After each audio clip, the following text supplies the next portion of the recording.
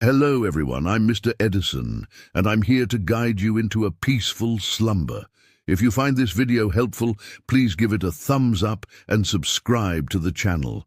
I'd love to know where you're from and what time it is as you unwind. So settle in, get cozy, and let the relaxation begin. I should have trusted my gut when Supervisor Rodriguez called me into his office that Tuesday morning in September 2023. The way he avoided eye contact, shuffling papers around his desk like he was buying time, should have been my first red flag. But at 26, I was still naive enough to think this job would be straightforward. "We need someone reliable for the night tower shifts," he said, finally looking up from his coffee-stained incident reports. 3 people have quit in the past month. No explanations, just walked away from decent pay. The Clearwater State Park fire tower had been my daytime assignment for 8 months. I knew every hiking trail, every camping spot, every inch of the 12,000-acre preserve. During daylight hours it was beautiful. Rolling hills covered in oak and pine, crystal-clear streams, and that massive lagoon where families brought their kids to fish. But I'd never stayed past sunset. "What happened to the night crew?"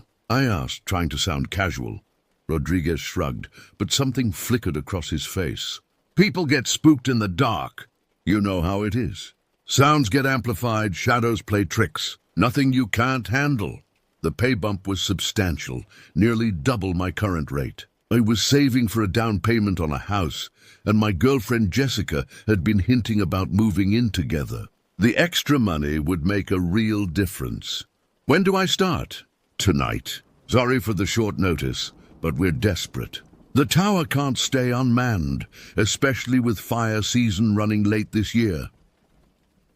I spent the rest of the day trying to convince myself this was a good opportunity. Night shifts meant fewer tourists, fewer emergencies, fewer distractions. I could read, maybe work on the novel I'd been putting off. How hard could it be to sit in a tower and watch for smoke?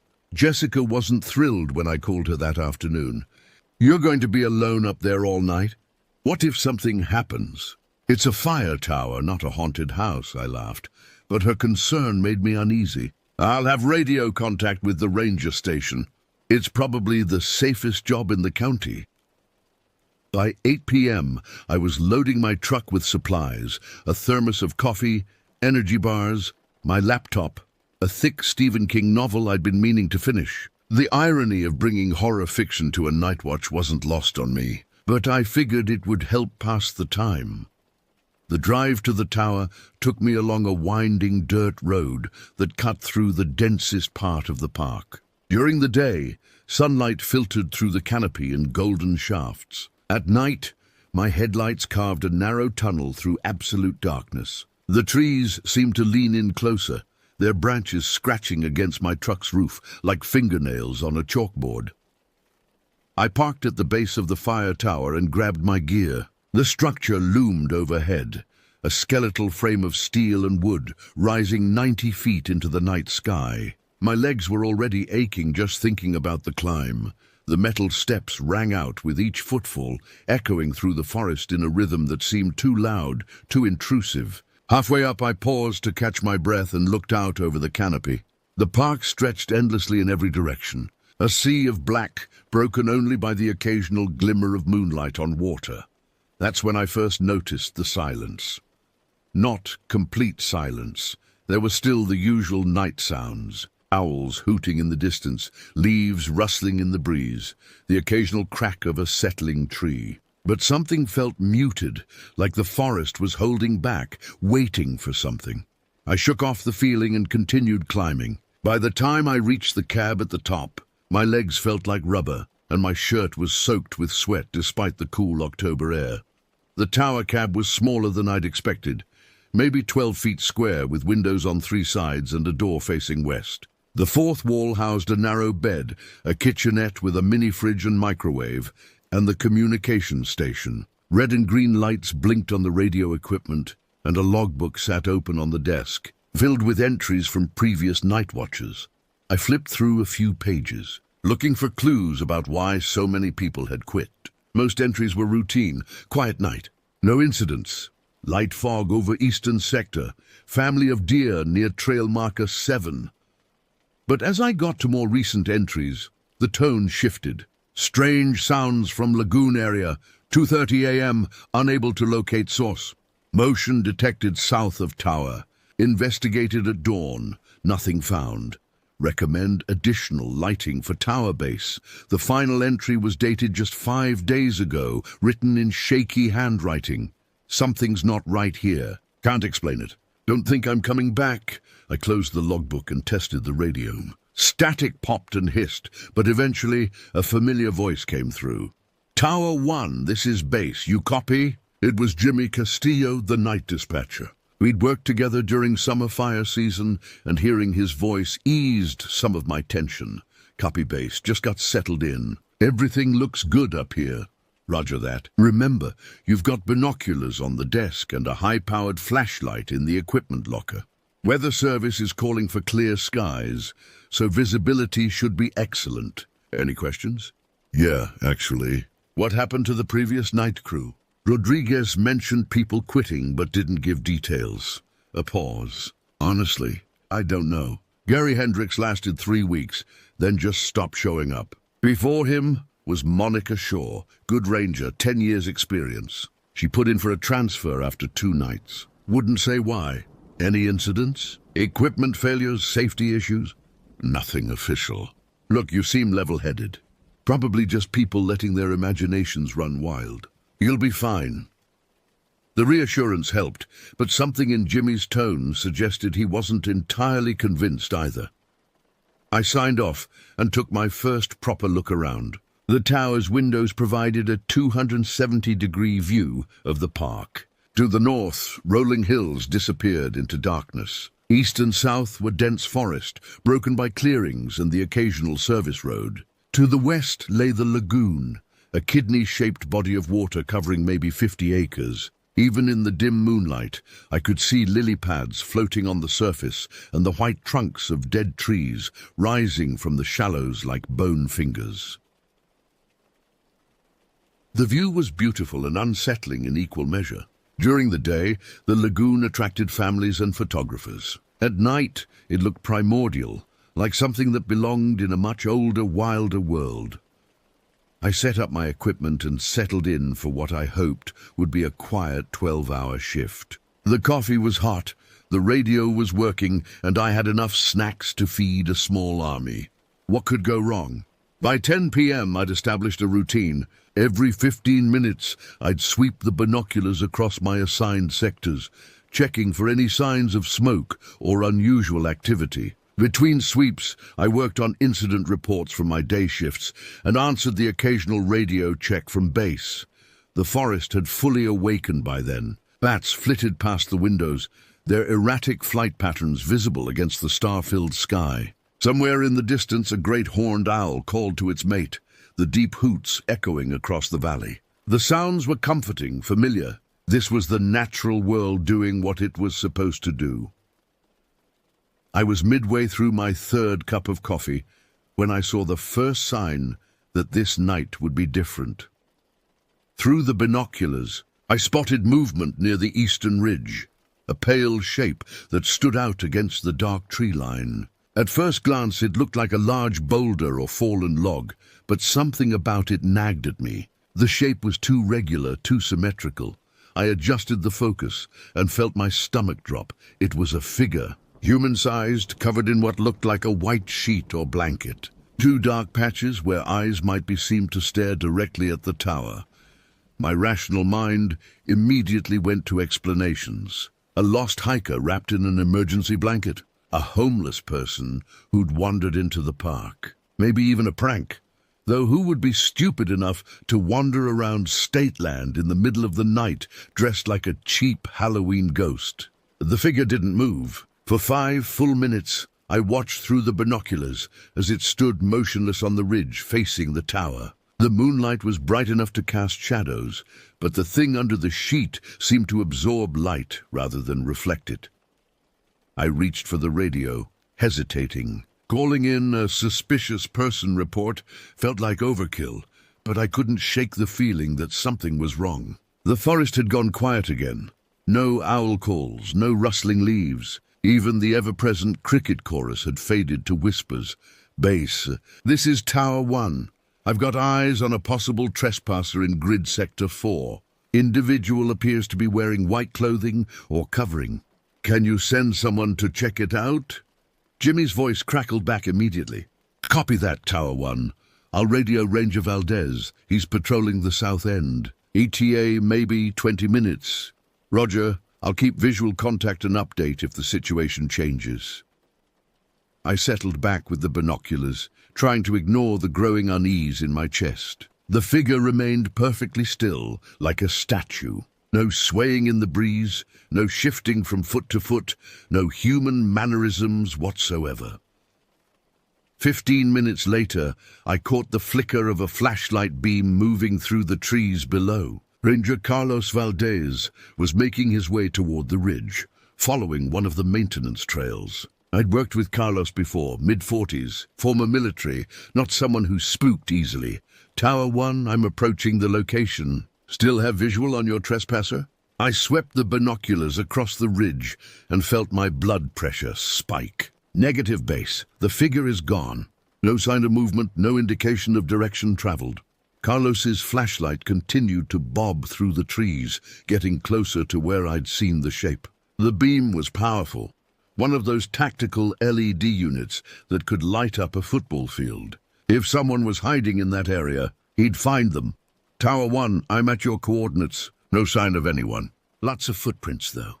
Looks like someone was standing here for a while.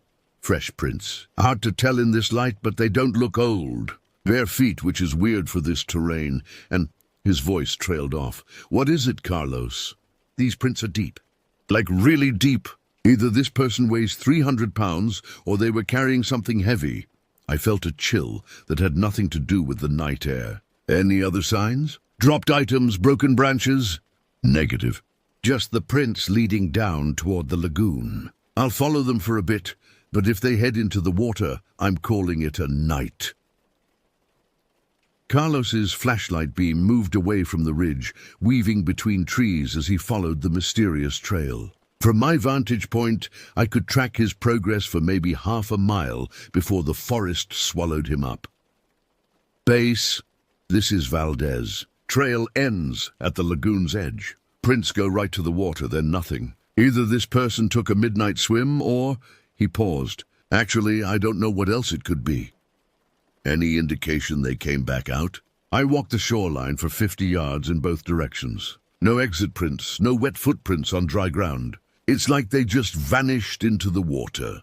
The radio fell silent, except for static. I swept the binoculars across the lagoon, looking for any sign of movement on the dark surface. The water was perfectly still, reflecting the moon like a black mirror.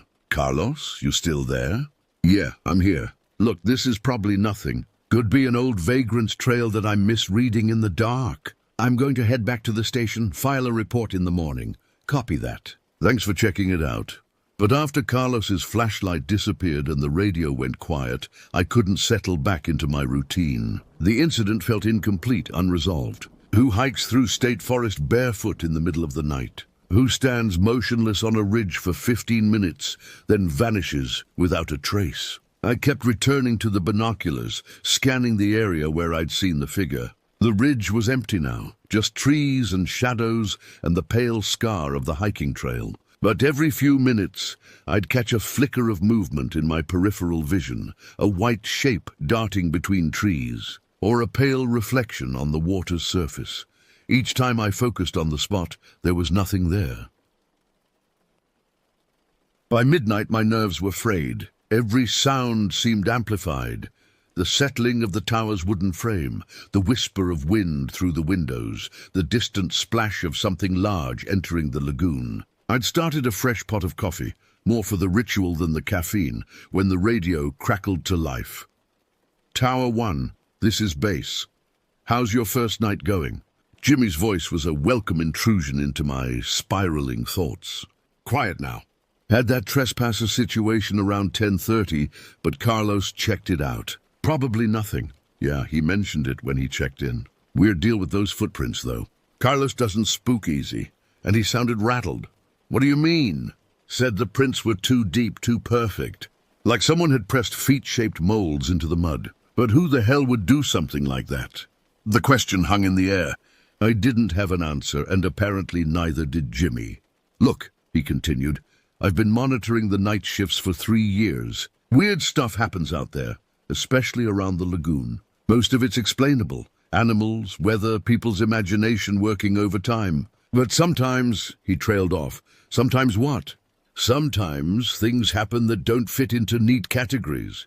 My advice: document everything, trust your instincts, and don't let your guard down. The night shift isn't just about watching for fires." The line went dead, leaving me alone with my thoughts and the vast darkness pressing against the windows. I tried to focus on my book, but the words swam on the page. Every few minutes, I'd glance up to scan the forest, half expecting to see that pale figure watching me from the tree line. The night was still young, and already I understood why so many people had quit. There was something wrong with this place after dark. Something that made the hair on your arms stand up and your mouth go dry. Isaidin. Checked my watch. 12:37 a.m., 7.5 hours until sunrise. It was going to be a very long night. The next 2 hours passed without incident, but I couldn't shake the feeling of being observed. It wasn't just paranoia.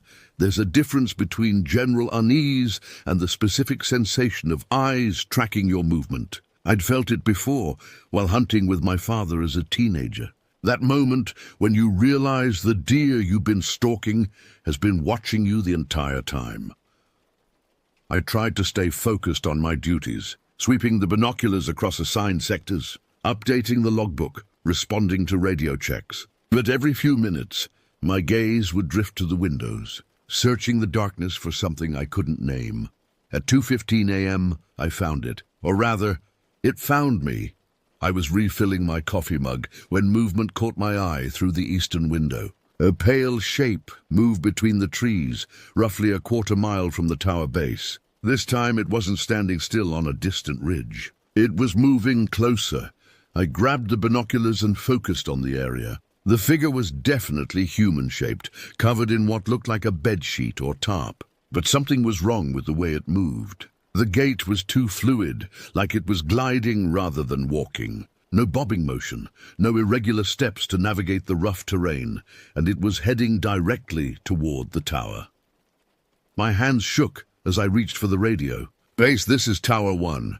I've got another visual on that trespasser. Individual is approaching the tower from the east, approximately quarter-mile out." Jimmy's response was immediate. "Copy, Tower 1. I'll dispatch Valdez again. Can you give me a description?" I pressed the binoculars to my eyes, trying to make out details in the moonlight. Tall figure, maybe 6 feet, covered in white material. Could be a sheet or emergency blanket, moving at a steady pace toward tower base. Any signs of distress? Could this be a lost hiker? I watched the figure navigate a fallen log without breaking stride, then continue its inexorable approach. Negative. Movement appears deliberate and controlled. No indication of confusion or disorientation. The figure was close enough now that I could make out individual folds in whatever was covering it. It moved with unsettling purpose, never pausing to check directions or avoid obstacles. It knew exactly where it was going. "ETA for backup?" I asked, trying to keep the tension out of my voice. "Valdez is 20 minutes out. Can you maintain visual contact?" Affirmative, but as I watched, the figure disappeared behind a stand of thick pines. I swept the binoculars left and right, searching for any sign of white in the darkness. Minutes passed. Nothing. "Base, I've lost visual contact. Target disappeared into heavy cover about 200 yards northeast of the tower." "Copy that. Valdez is en route. Stay alert and report any changes." I set down the binoculars and moved to the window facing northeast. The forest was a wall of black shadows, punctuated by the silver gleam of moonlight on leaves. If someone was moving through those trees, they'd have to be practically on top of the tower before I'd see them. That's when I heard the first footstep on the metal, stairs below. The sound was unmistakable. The hollow ring of boot on steel that every fire tower ranger knew by heart. Someone was climbing toward the cab, and they weren't trying to be quiet about it. I grabbed the high-powered flashlight from the equipment locker and moved to the door. My heart was hammering so hard I could feel it in my throat. "Hello?"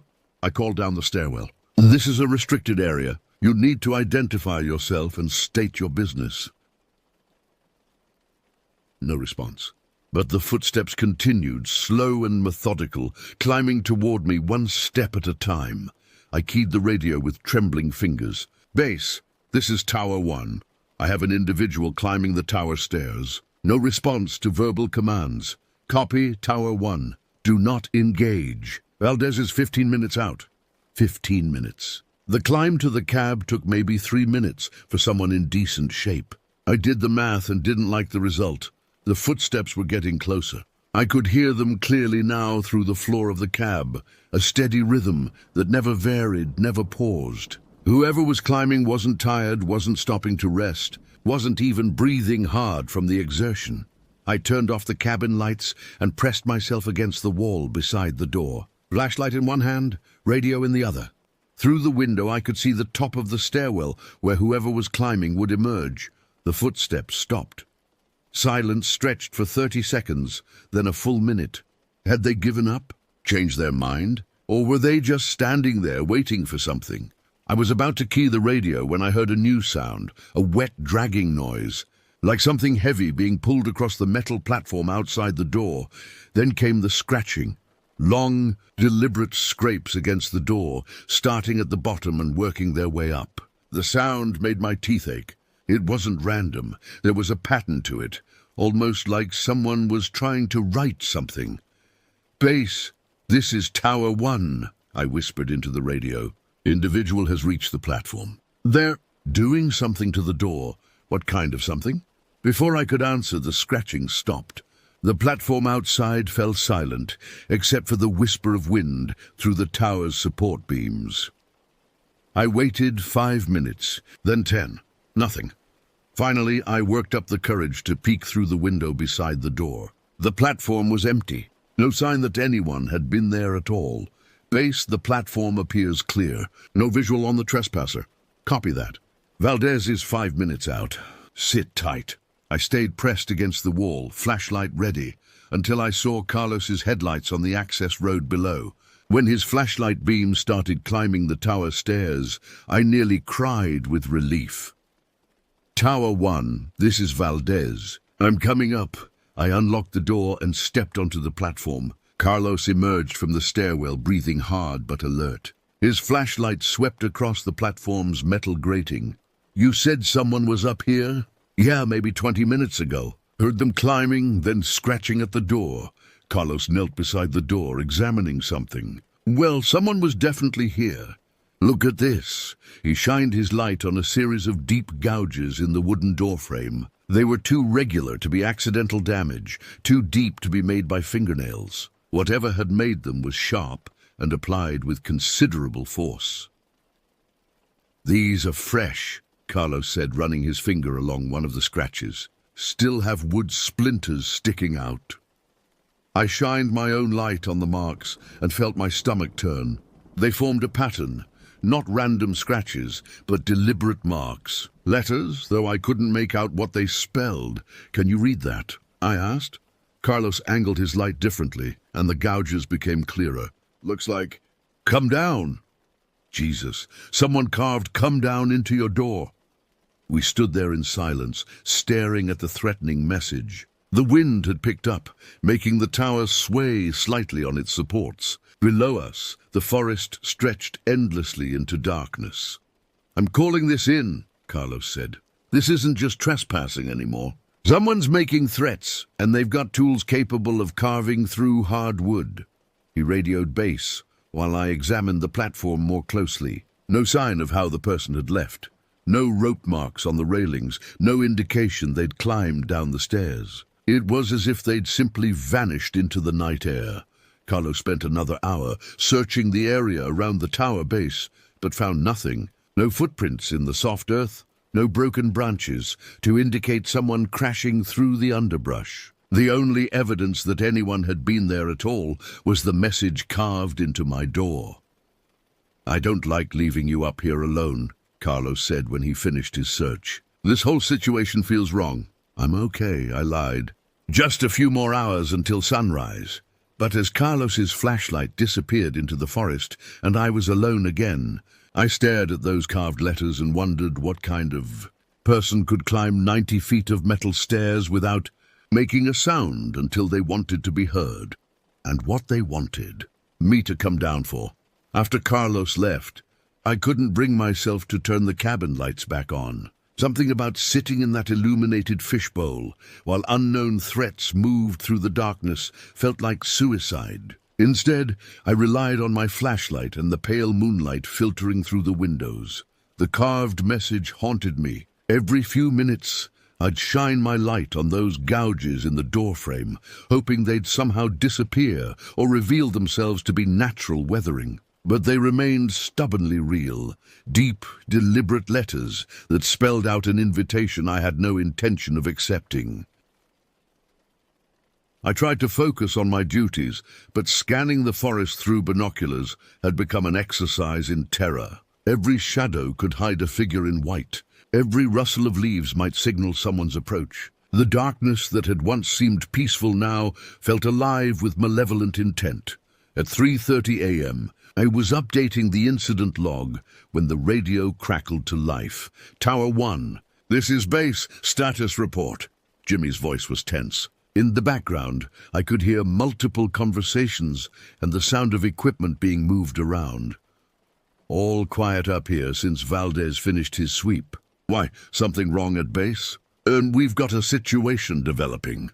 Ranger Martinez was doing a perimeter check along Highway 78 when she found a vehicle in the parking area near trail marker 12. Engine still warm, driver's door open, keys in the ignition. Trail marker 12 was less than a mile from my tower on the western edge of the lagoon. I'd hiked that area countless times during day shifts. "Any sign of the driver?" "Negative. Martinez is tracking footprints from the vehicle toward the water. Looks like someone left in a hurry. Personal items scattered around the car, including a cell phone and wallet. ID on the vehicle owner? Linda Washington, 43, from Riverside. Her emergency contact says she was planning a solo camping trip, but she didn't have a permit for overnight stays." I felt a cold knot forming in my stomach. "You think this is connected to what's been happening up here?" "I don't know what to think anymore." 3 rangers reporting unusual activity. Mysterious footprints leading into the lagoon, threatening messages carved into government property. Either we've got someone seriously disturbed operating in our park, or... He paused. Or what? Or something else entirely. Martinez just radioed in. "The footprints lead right to the water's edge, same as before." No sign they came back out.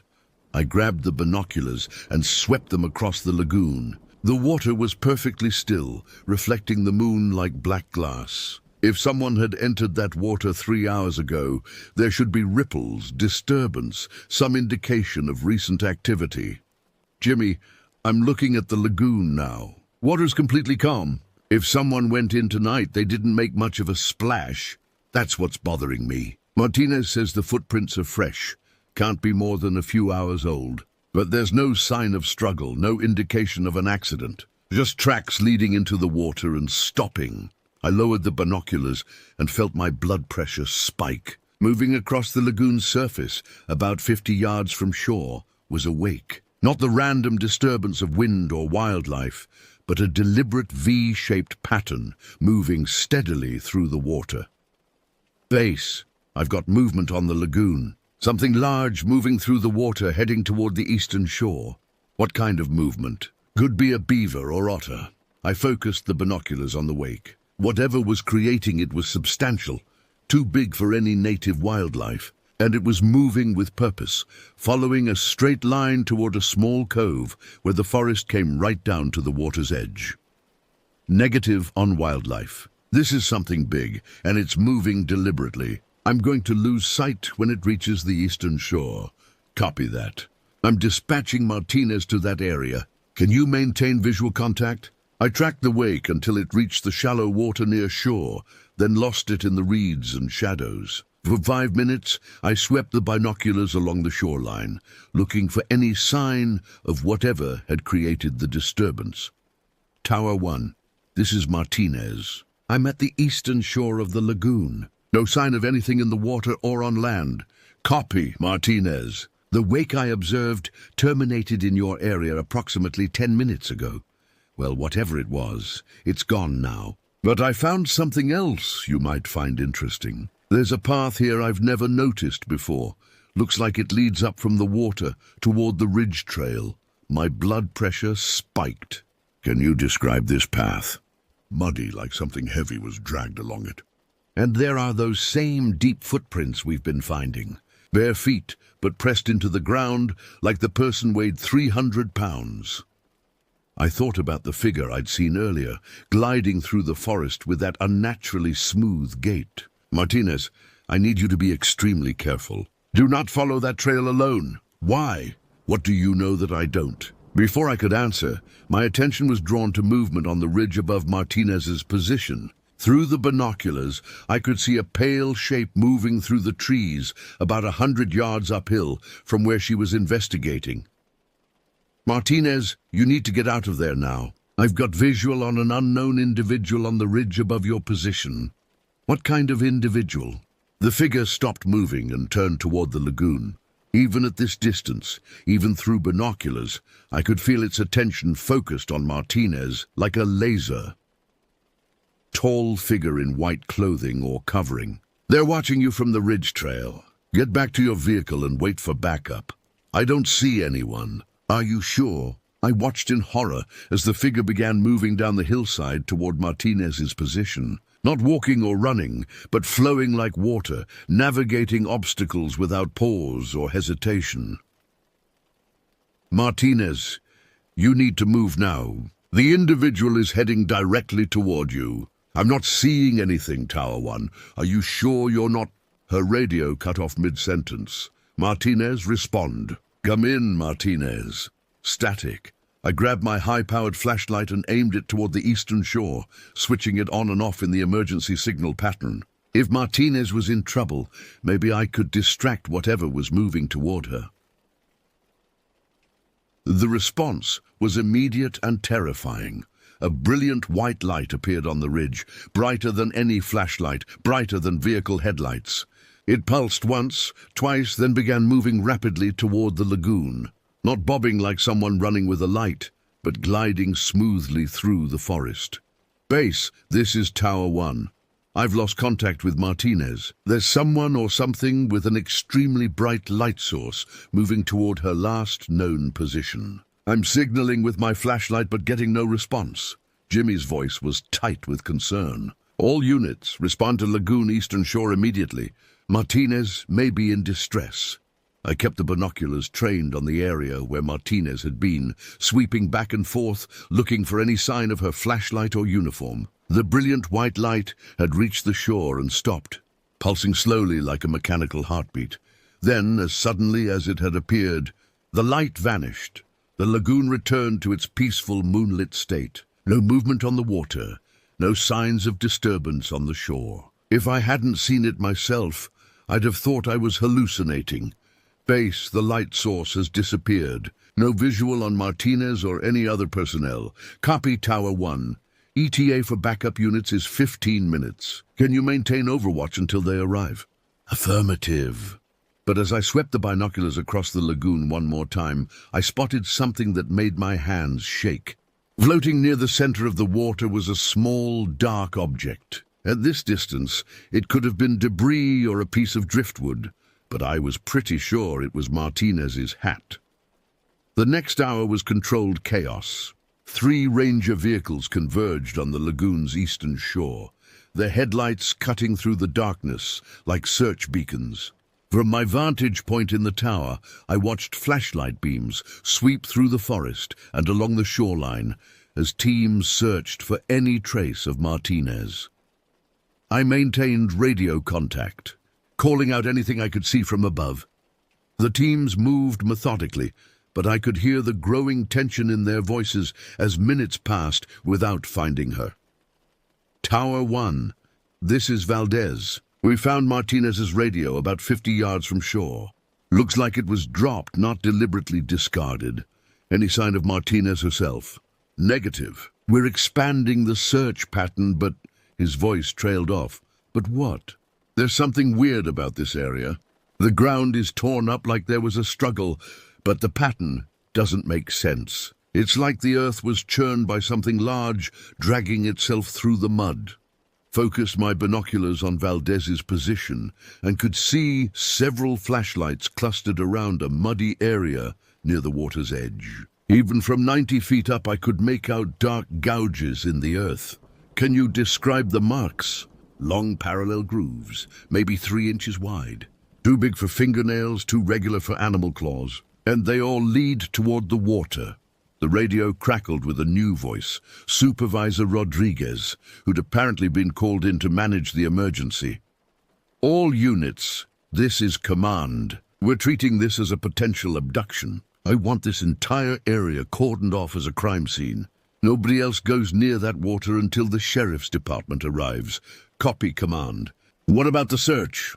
We'll resume at first light with proper equipment and additional personnel. For now, establish a perimeter and wait for the investigators. I watched the teams set up floodlights around the lagoon's eastern shore, turning night into harsh artificial day. The illumination revealed details that made my stomach churn. The muddy area where Martinez had vanished was larger than I'd realized, covering almost an acre of shoreline. The parallel gouges Valdez had described were everywhere, crisscrossing the ground in a chaotic pattern. Tower 1. This is Rodriguez. I need you to provide a detailed report of everything you observed tonight. Don't leave out anything, no matter how insignificant it seems. I spent the next 20 minutes describing the evening's events, the figure on the ridge, the wake moving across the lagoon, the brilliant white light, Martinez's radio cutting out. Rodriguez listened without interruption, but I could hear him taking notes. You mentioned seeing something floating in the lagoon. Can you still see it? I swept the binoculars across the water. The object was still there, maybe 20 yards from shore, dark against the moonlit surface. Affirmative. Small dark object, possibly clothing or equipment. We'll check it out at first light. For now, I want you to maintain observation and report any changes. The day shift will relieve you at 800. As the search team settled into their perimeter positions, I tried to process what I'd witnessed. A fellow ranger had vanished without a trace, leaving behind only mysterious gouges in the mud and a dropped radio. Whatever had taken her was strong enough to overpower a trained law enforcement officer and leave no footprints or blood trail. Util, thought about the carved message on my door. Come down. Had someone been trying to lure me away from the safety of the tower? Was Martinez's disappearance connected to the threats I'd been receiving? The possibility that I might have been the intended target made my hands shake. If I'd been foolish enough to investigate the lagoon personally, would I be the one missing right now? At 4:45 a.m., my radio crackled with an urgent call from one of the perimeter teams. Command, this is Stevens. I've got movement in the water. Something large just surfaced near the center of the lagoon. I grabbed the binoculars and focused on the lagoon's center. The water was disturbed, not just ripples, but actual waves rolling outward from a central point. Something substantial had definitely surfaced. I can confirm movement from the tower, I radioed. Large disturbance in the center of the lagoon. All units, maintain positions, but stay alert. Stevens, can you see what caused the disturbance? Negative, Command. Whatever it was, it's gone back under. The waves continued to spread outward until they reached the shore, where they lapped gently against the mud. But in the brief moment when the water had been disturbed, I'd caught a glimpse of something that would haunt my dreams for years to come. Something pale had broken the surface, not smooth like a fish or mammal, but textured like waterlogged fabric. For just an instant, I'd seen what looked like a human form floating just beneath the surface before it disappeared back into the dark water. "Command, this is Tower 1. I think I saw a body in the water." The radio went silent for several seconds before Rodriguez responded. "Describe what you observed." "Pale object, human-sized, floating just beneath the surface when the disturbance occurred, only visible for a few seconds before it submerged again." "Copy that. We'll have divers here within the hour, but I knew no diver would find Martinez's body in that lagoon. Whatever had surfaced wasn't a corpse floating to the surface due to decomposition gases. It had moved with purpose, creating those waves deliberately before disappearing back into the depths. And if I was right about what I'd seen, Martinez wasn't dead. She was being held underwater by something that shouldn't exist. By 6 a.m., the lagoon looked like the staging area for a military operation. Sheriff's Department vehicles lined the access road, their red and blue lights painting the forest in harsh, strobing colors. The county dive team had arrived with their equipment truck, and investigators were photographing everything. The gouged mud, Martinez's abandoned radio, even the carved message on my tower door. Detective Sarah Kim climbed the tower stairs to interview me personally. She was young for a detective, maybe early 30s, with the kind of focused intensity that suggested she took her job seriously. "Tell me about the figure you saw," she said, settling into the tower's single chair while I remained standing by the windows. "Start from the beginning and don't leave out any details." I walked her through the entire night, the pale shape on the ridge, the footsteps on the tower stairs, the message carved into my door, Martinez's disappearance, and the disturbance in the lagoon. Kim took notes steadily, occasionally asking for clarification, but never interrupting my narrative. "This wake you observed moving across the water," she said when I finished. "Could it have been caused by a boat? Maybe someone with a small kayak or canoe?" I considered that, but there was no sound. Even electric trolling motors make noise, and this was completely silent.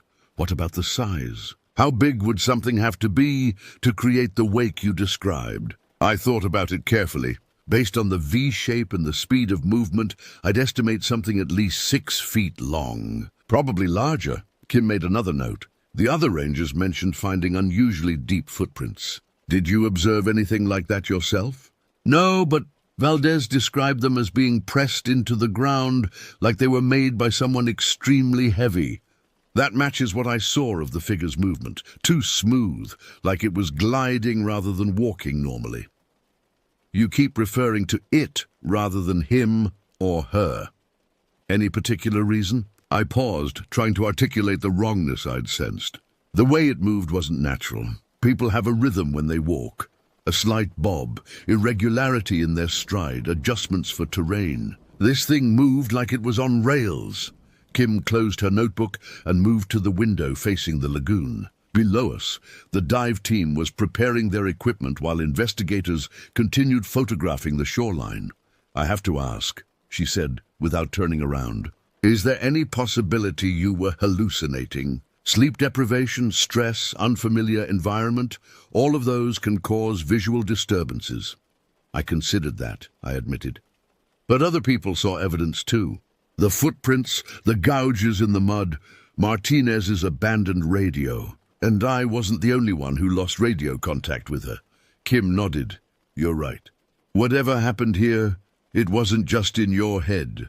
The detective climbed back down to join the investigation, leaving me alone with my thoughts and the growing crowd of emergency personnel below. I watched through binoculars as the dive team entered the water, their bright yellow tanks and regulators stark against the dark lagoon.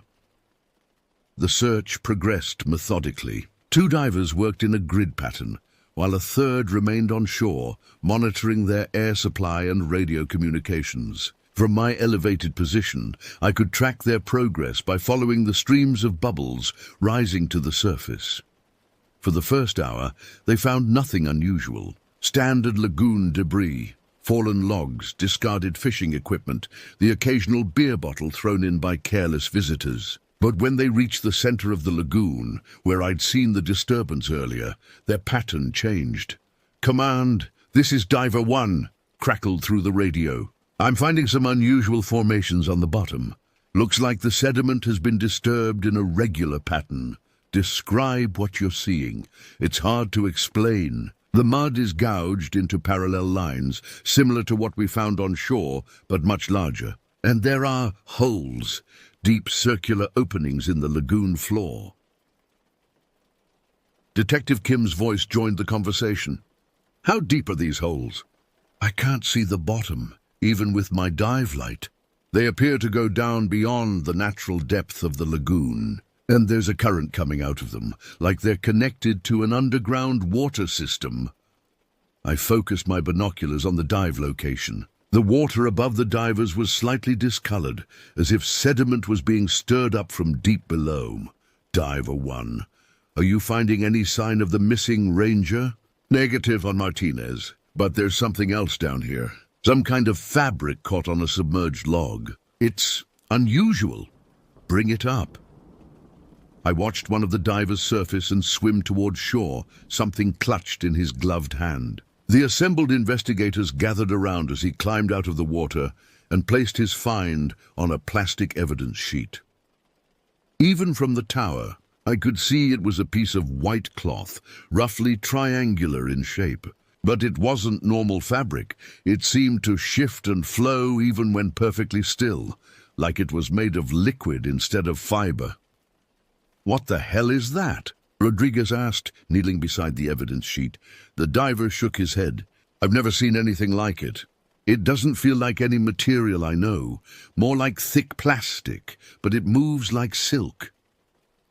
Detective Kim borrowed a pair of tweezers and lifted the edge of the fabric. It rippled and flowed around the metal instrument as if it were alive.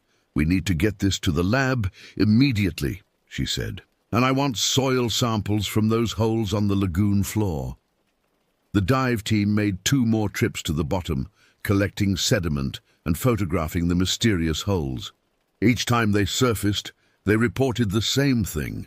The openings appeared to be artificial, too regular to be natural formations, and they extended deeper than any standard diving equipment could explore. As the sun climbed higher and the morning light began to penetrate the forest canopy, the investigation took on a surreal quality. What had started as a missing person case was becoming something much stranger. "Tower 1, this is Kim. I need you to remain available for follow-up questions. Don't leave the area until we've completed our preliminary investigation." "Copy that." "But Detective, what do you think happened here?" There was a long pause before she responded. "Honestly, I have no idea. But I can tell you one thing, this isn't a typical abduction case. The evidence doesn't fit any pattern I've seen before." As I watched the investigation continue below, I couldn't shake the feeling that they were looking in the wrong place. Whatever had taken Martinez wasn't hiding in the lagoon's depths or lurking in the surrounding forest. It was still out there, watching, waiting for another opportunity to add to its collection. And next time, I might not be safe in my tower. By noon, the lagoon area looked like a disaster zone. Yellow crime scene tape blocked all hiking trails. Investigators swarmed over every inch of shoreline, and the dive team had made 6 separate trips to explore the mysterious holes on the lagoon floor. But despite all the activity, they were no closer to finding Martinez or understanding what had happened to her. I was finally allowed to leave the tower at 2 p.m. After giving a formal statement to Detective Kim and providing detailed sketches of everything I'd observed. My replacement, an older ranger named Pete Hoffman, arrived with explicit instructions to document any unusual activity and call for immediate backup if anything resembling the previous night's events occurred. "You really think something grabbed Martinez?" Pete asked as we completed the shift transition. "I don't know what to think anymore," I admitted. "But whatever happened here wasn't normal." The drive back to town gave me time to process the night's events. In daylight, with other people around and normal life continuing, it was tempting to rationalize what I'd experienced. Maybe the figure I'd seen was just a homeless person with unusual behavior patterns. Maybe Martinez had suffered some kind of accident and wandered off confused. Maybe the strange fabric was just pollution or debris, but the carved message on my door was real. The deep gouges in the shoreline mud were real. Martinez's disappearance was real. I got home to my apartment around 3 p.m., exhausted but too wired to sleep. Jessica was at work, so I had the place to myself. I made coffee and sat at my kitchen table, staring at the incident report I'd been asked to complete. That's when my phone rang. The caller ID showed a number I didn't recognize. "Hello, is this the ranger who was working the tower last night?" The voice was elderly, male, with a slight accent I couldn't place. "Who is this?" "My name is Professor Walter Hayes. I retired from the university 3 years ago. But I've been following the reports about strange incidents at Clearwater Park. I think we need to talk. I'm not supposed to discuss ongoing investigations with civilians." "Son, I've been studying unusual phenomena for 40 years. What you described to the police matches documented cases from 6 other locations across the country. If you want to understand what you're dealing with, meet me at Annie's Diner on Highway 78 in 1 hour. The line went dead. I stared at my phone, wondering how this Hayes person had gotten my number or learned details about my statement to the police. But his mention of 6 other locations had caught my attention. If similar incidents had occurred elsewhere, there might be patterns or explanations that could help find Martinez. Against my better judgment, I drove to Annie's Diner. Professor Hayes was easy to spot, mid-70s, wild white hair, thick glasses, and a table covered with manila folders and old photographs. He looked like Central Casting's idea of an eccentric academic. "Thank you for coming," he said as I slid into the booth across from him. "I know this seems irregular, but I've been tracking cases like yours for decades." "Cases like mine?" He opened one of the folders and pulled out a newspaper clipping dated 15 years earlier. The headline read, "Park Ranger Vanishes Near Arkansas Lake." Lolly below it was a grainy photo of a lagoon that looked remarkably similar to the one at Clearwater. "Ranger Mark Sullivan," Hayes said, "disappeared while investigating reports of unusual activity around Crater Lake in Arkansas. Witnesses described a tall figure in white clothing and mysterious footprints leading into the water. Sound familiar?" I scanned the article quickly. The similarities were striking. Nighttime encounters, pale figures, people vanishing near bodies of water with no trace except disturbed shorelines. "This could be coincidence," I said, but Hayes was already pulling out more files. Minnesota 2018, Oregon 2020, New Mexico 2019. He spread photos across the table. Lagoons, small lakes, even a large pond, all with the same general characteristics. Dark water, surrounded by dense forest, located in isolated areas. 12 documented cases in the past 20 years. 7 people missing, never found. I studied the photos more carefully. Each location had an eerie similarity, despite being thousands of miles apart. The water was always dark, almost black, and perfectly still in the photographs. "What's your theory?" I asked. Hayes leaned forward, his voice dropping to a whisper. "I think there's something that moves between these locations. Something that requires specific conditions, isolated water sources, minimal human activity, particular environmental factors." "Why, you're talking about some kind of creature. I'm talking about something that doesn't belong in our normal understanding of biology.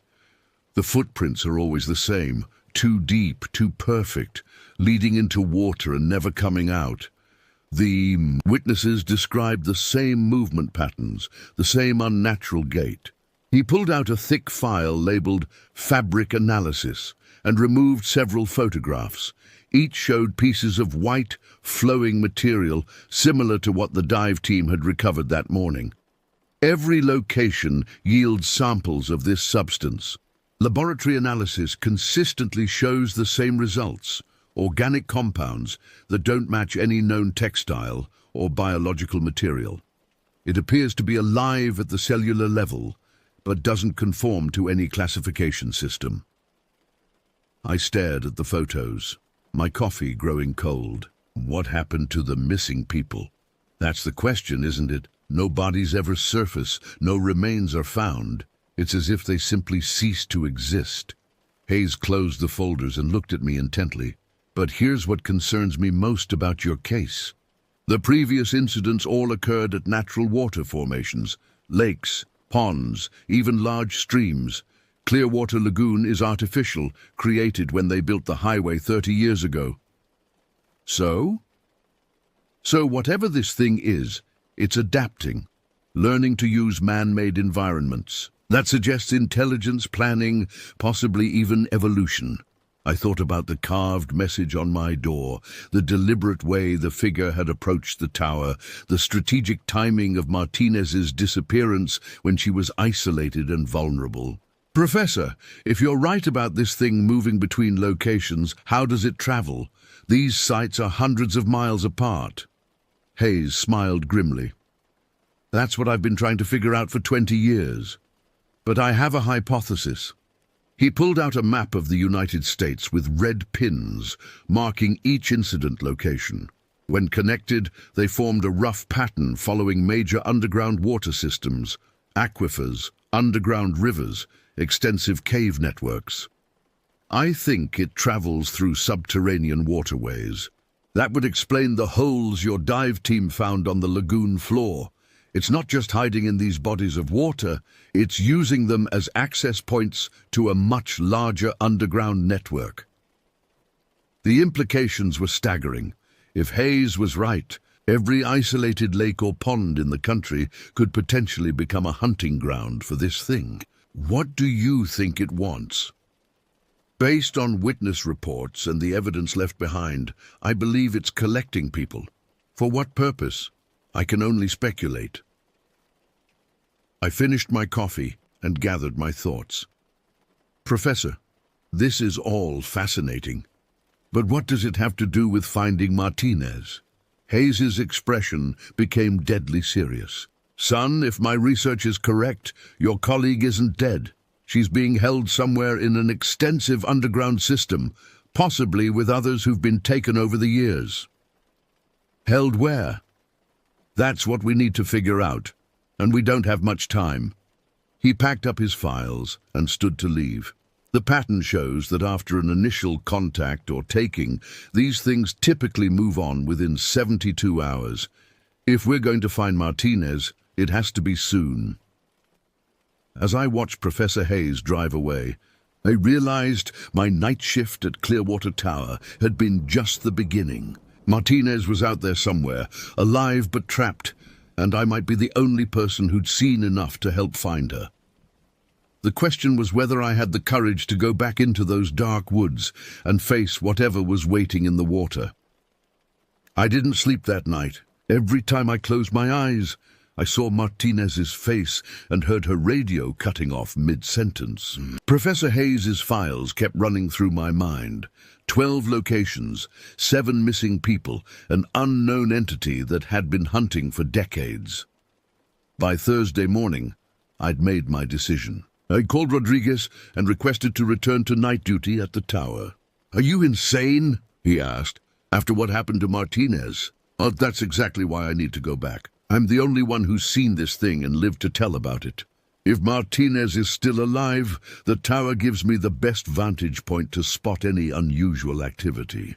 The tower's been shut down pending the investigation. Detective Kim specifically ordered, 'Rodriguez, listen to me.' Professor Hayes showed me evidence of similar incidents across the country. If we don't act soon, Martinez could disappear forever, just like the others." There was a long pause. "What others?" I spent 20 minutes explaining Hayes's research and the pattern of disappearances. Rodriguez was skeptical, but agreed to contact Detective Kim about reopening the tower for one more night. "If she says yes, you won't be going alone," he said finally. I'll assign backup units and maintain constant radio contact."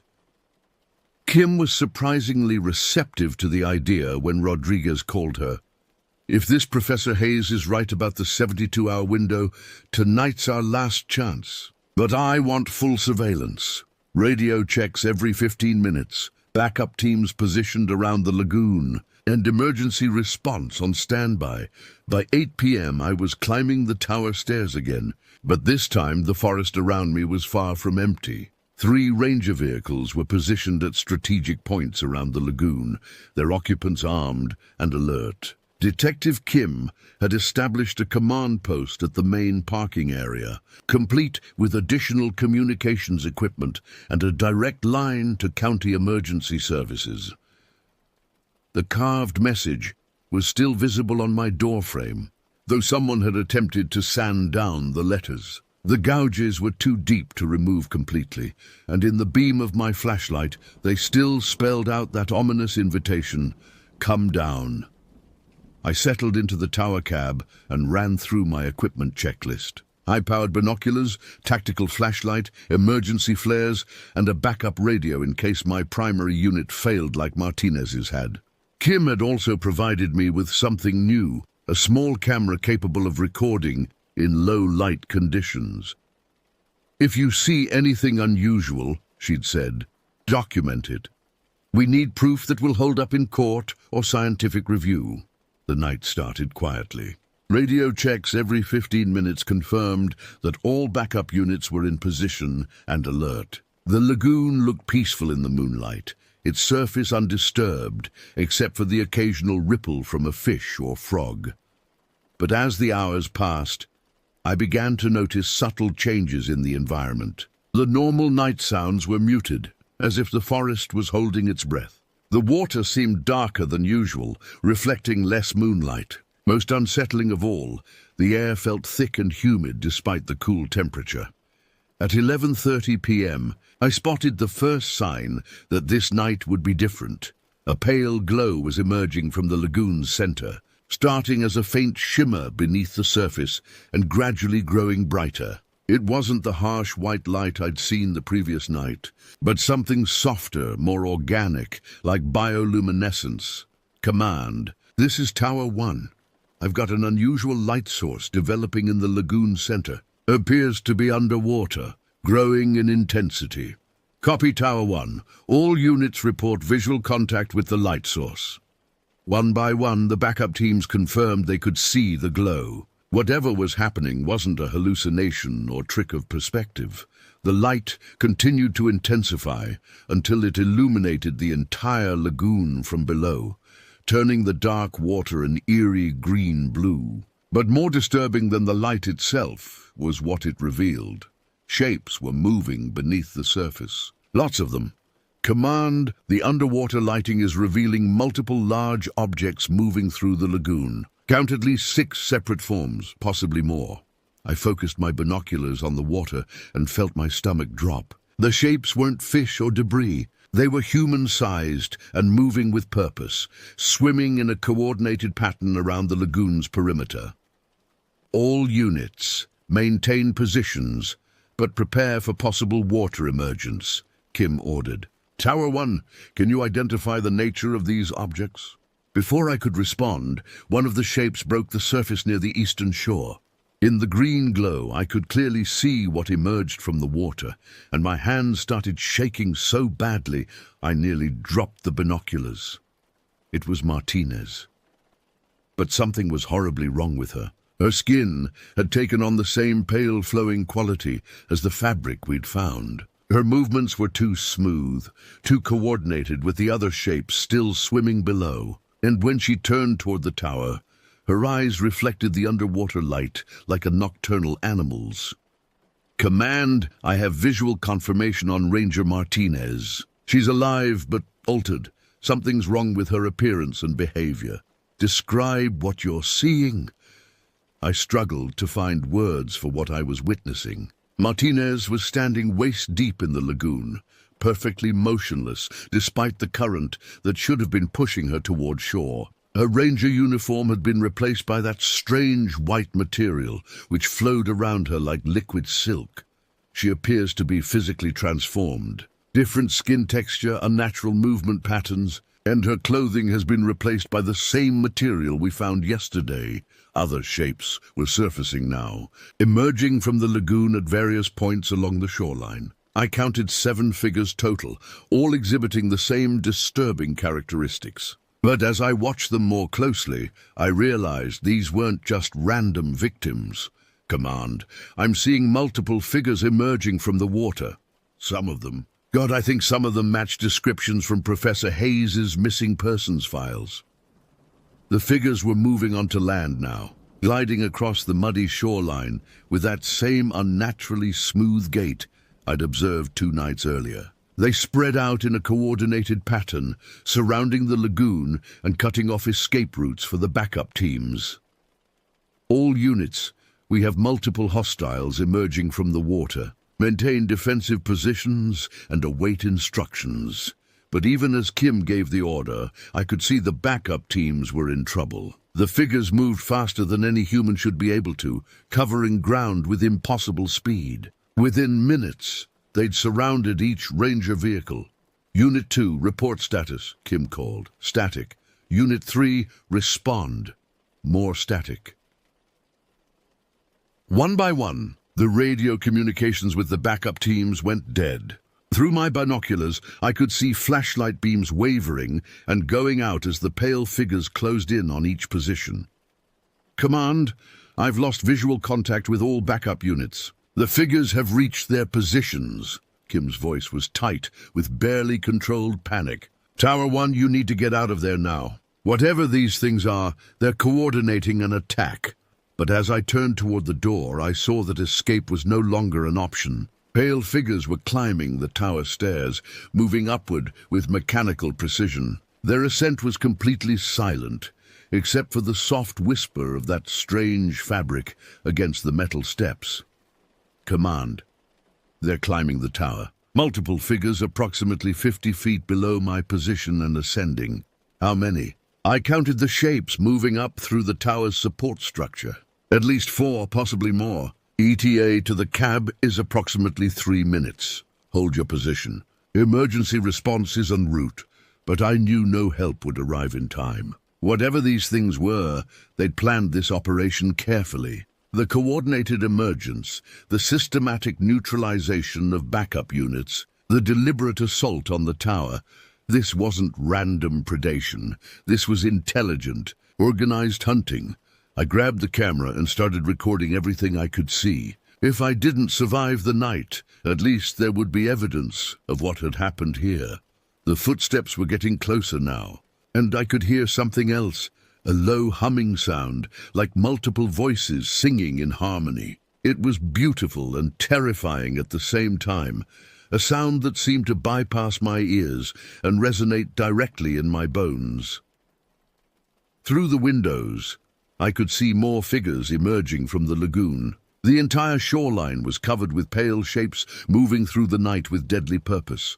But strangest of all was Martinez herself. She was still standing in the shallow water, her transformed face turned upward toward my window. Even at this distance, I could see her mouth moving, as if she was trying to say something.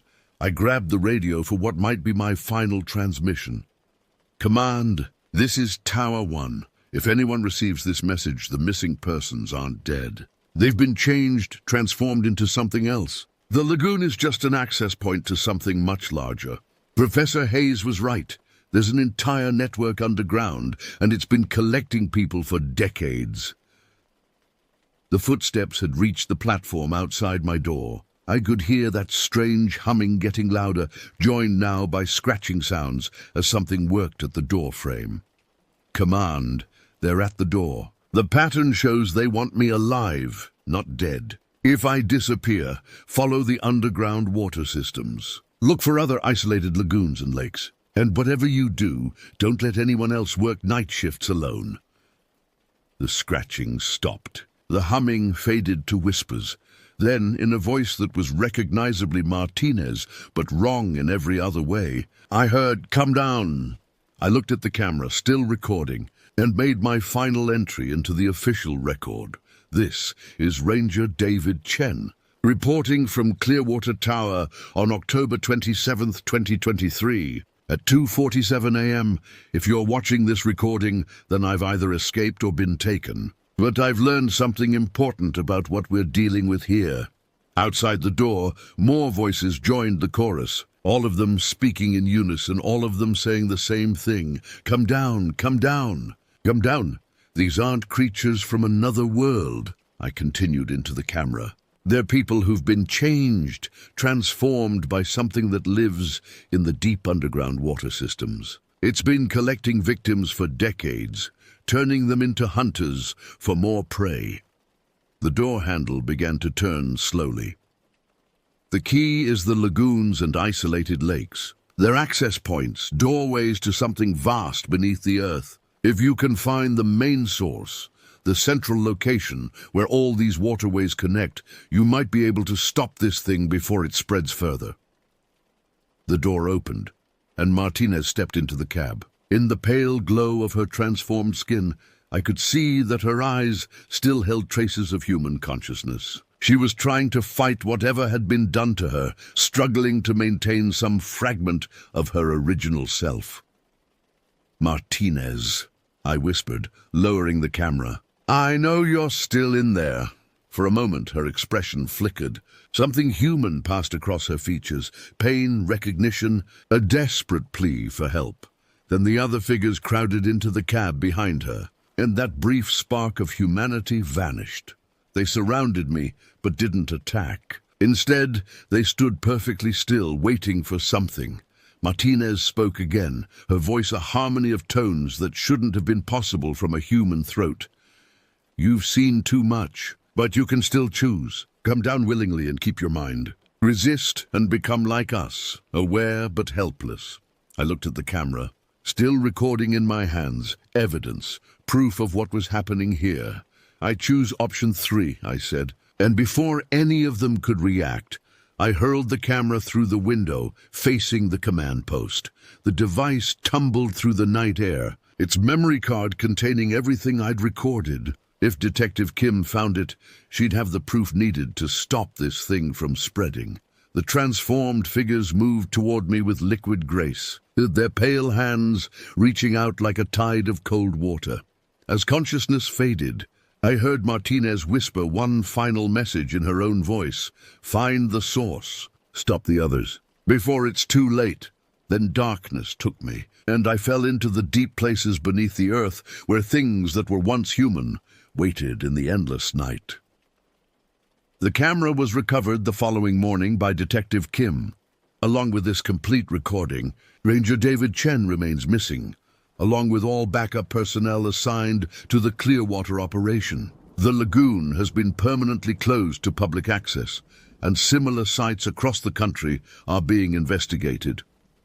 Professor Hayes continues his research, now with official support from federal agencies. His current theory suggests a vast underground ecosystem that has been evolving for millennia, only recently beginning to interact with human populations. The hunt for the source continues. If you work in isolated areas near dark water, trust your instincts. Document everything, and never ever work alone at night. Some things are worse than death, and they're still out there waiting in the dark.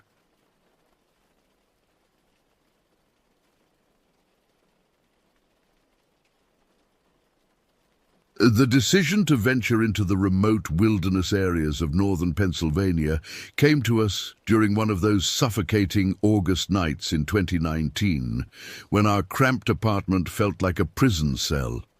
The air conditioning had been broken for 3 days, and the landlord kept promising to send someone tomorrow. My boyfriend Jake, 26 at the time, had been scrolling through outdoor forums on his laptop while I fanned myself with a magazine that had arrived in someone else's mail. "Look at this," he said, turning the screen toward me. The photograph showed an endless expanse of dense forest, broken only by a narrow dirt track that seemed to disappear into darkness between towering pines. No designated campsites, no fees, no crowds, just pure wilderness. At 24, I thought I was ready for anything. I'd grown up camping with my family in state parks, always surrounded by other families with their RVs and portable generators humming through the night. The idea of true isolation appealed to me in a way that now seems naive and reckless. We spent the next 2 hours researching the area, reading scattered reports from hikers who'd ventured into what locals called the backcountry, hundreds of square miles of largely unmapped forest land that stretched between abandoned mining towns. The warnings should have deterred us. Multiple forum posts mentioned getting lost for days, even with GPS devices. Others wrote about their vehicles getting stuck in mud that seemed to appear from nowhere, forcing them to hike miles back to the nearest road. One particularly unsettling account described finding abandoned campsites with personal belongings still scattered around cold fire pits, as if the occupants had simply vanished mid-meal. But we were young and convinced of our own invincibility. Jake had invested in a new 4-wheel drive pickup truck, specifically for adventures like this, and I'd been practicing my wilderness survival skills through online courses and YouTube videos. We told ourselves we were prepared for anything nature could throw at us.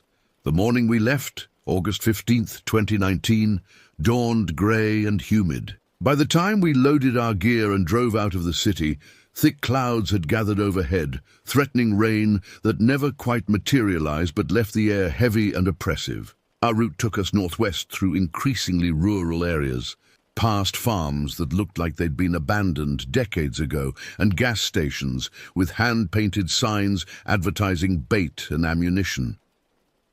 The last town worthy of the name was Millerville. Population 847, according to a weathered sign riddled with bullet holes. We stopped there to fill up the truck and grab extra water, both of us noting how the few locals we encountered watched us with expressions that fell somewhere between curiosity and concern. An elderly man pumping gas at the station next to us shook his head when he overheard Jake mentioning our destination.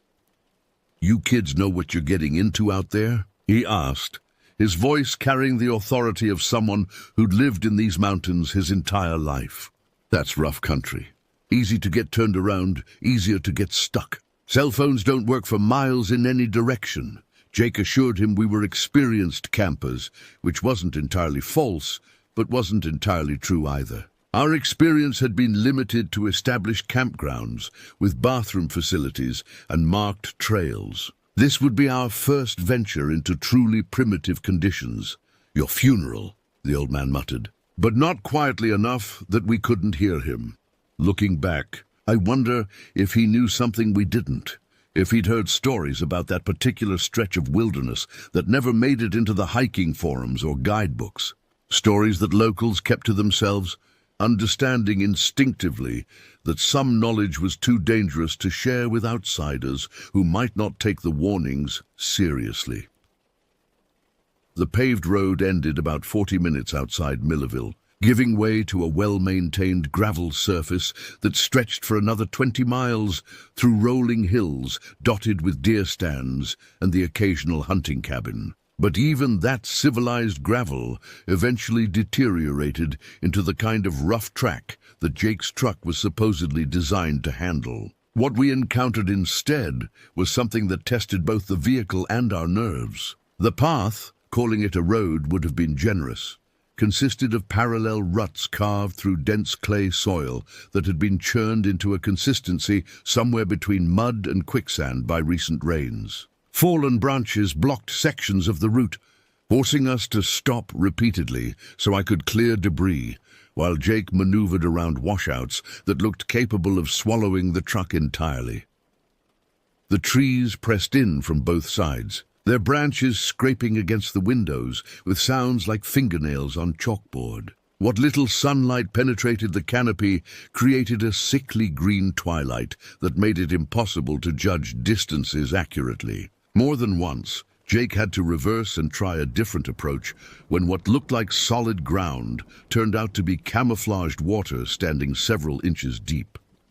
"This is insane," I remember saying after we'd been crawling forward at walking speed for nearly an hour. "We should turn back." But turning back would have required finding a spot wide enough to execute a 3-point turn, and the track had been steadily narrowing. Behind us, our tire tracks had already filled with muddy water, making our route look less like a road and more like a creek bed. The realization that we were committed to pushing forward, regardless of what lay ahead, sent the first real tendrils of anxiety creeping up my spine. Jake tried to maintain an optimistic attitude, pointing out wildlife tracks in the mud and commenting on the impressive size of the trees surrounding us. But I caught him checking the fuel gauge more frequently than necessary, and his knuckles were white where he gripped the steering wheel. We'd already used more gas than anticipated just navigating the treacherous surface, and neither of us wanted to voice the possibility that we might not have enough to make it back to Millerville. The deeper we penetrated into the wilderness, the more oppressive the silence became. In normal forests, you expect to hear birds calling, insects buzzing, the rustle of small animals moving through undergrowth. Here, the only sounds were the labored growling of our engine and the wet sucking noise our tires made as they fought for traction in the increasingly unstable soil. It was this unnatural quiet that first made me wonder if we'd made a terrible mistake after what felt like hours of fighting through mud and debris. We finally reached a section where the track widened slightly and the surface improved enough that Jake could shift out of first gear. The relief was enormous. Both of us had been holding our breath, waiting for the moment when the truck would finally give up and leave us stranded miles from anywhere. That's when we saw the vehicle. It sat off to the left side of the track, a battered pickup truck that looked like it had been manufactured sometime in the 1980s.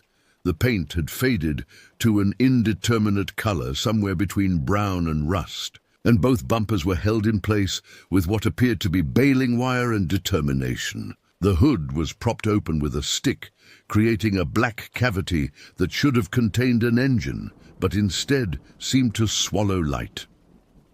What immediately caught our attention, though, wasn't the truck itself, but the figure standing beside it.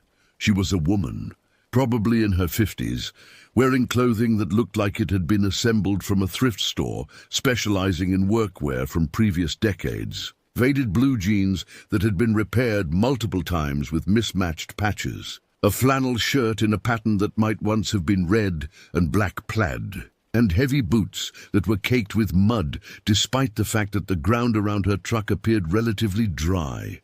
But it was her posture that made both Jake and me uncomfortable. She wasn't bent over the engine, wasn't waving for help, wasn't displaying any of the typical behaviors you'd expect from someone dealing with vehicle trouble in the middle of nowhere. Instead, she stood perfectly upright beside the driver's door, her arms hanging loose at her sides, facing the track as if she'd been waiting for us specifically.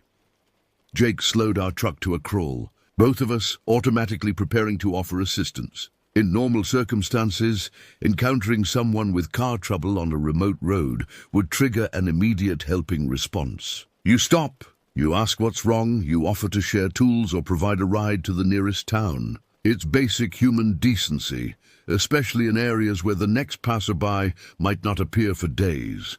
But something about this woman's demeanor made both of us hesitate. Her gaze locked onto our windshield with an intensity that was deeply unsettling. She wasn't looking at us the way someone looks at potential rescuers. She was studying us, evaluating us, as if we were specimens that had wandered into her laboratory. Her eyes, and from 20 feet away, I could somehow tell they were pale blue, the kind of washed-out color you see in old photographs, never wavered from our vehicle.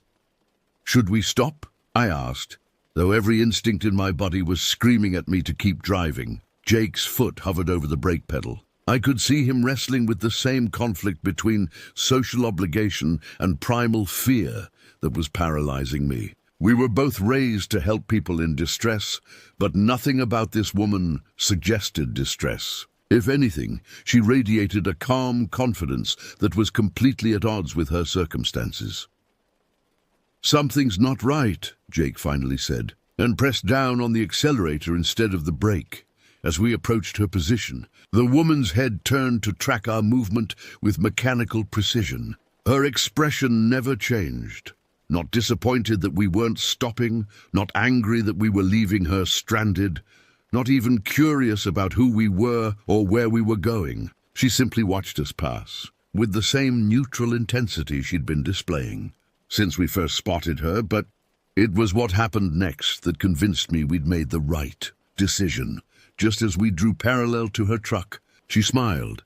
It wasn't a friendly smile or a reassuring smile or even a sad smile, acknowledging that help had passed her by. It was the kind of smile that belongs in nightmares, too wide, revealing too many teeth, holding promises that no sane person would want to hear. The expression transformed her entire face, changing her from merely unusual to genuinely frightening. Jake accelerated harder, and I found myself twisted around in my seat, watching her through the rear window. She remained in that same position, standing beside her truck, smiling that horrible smile, watching us recede into the distance. She didn't wave goodbye, didn't shout after us, didn't even move to close her hood. She just stood there like a statue commemorating something best forgotten. What the hell was that about? I asked.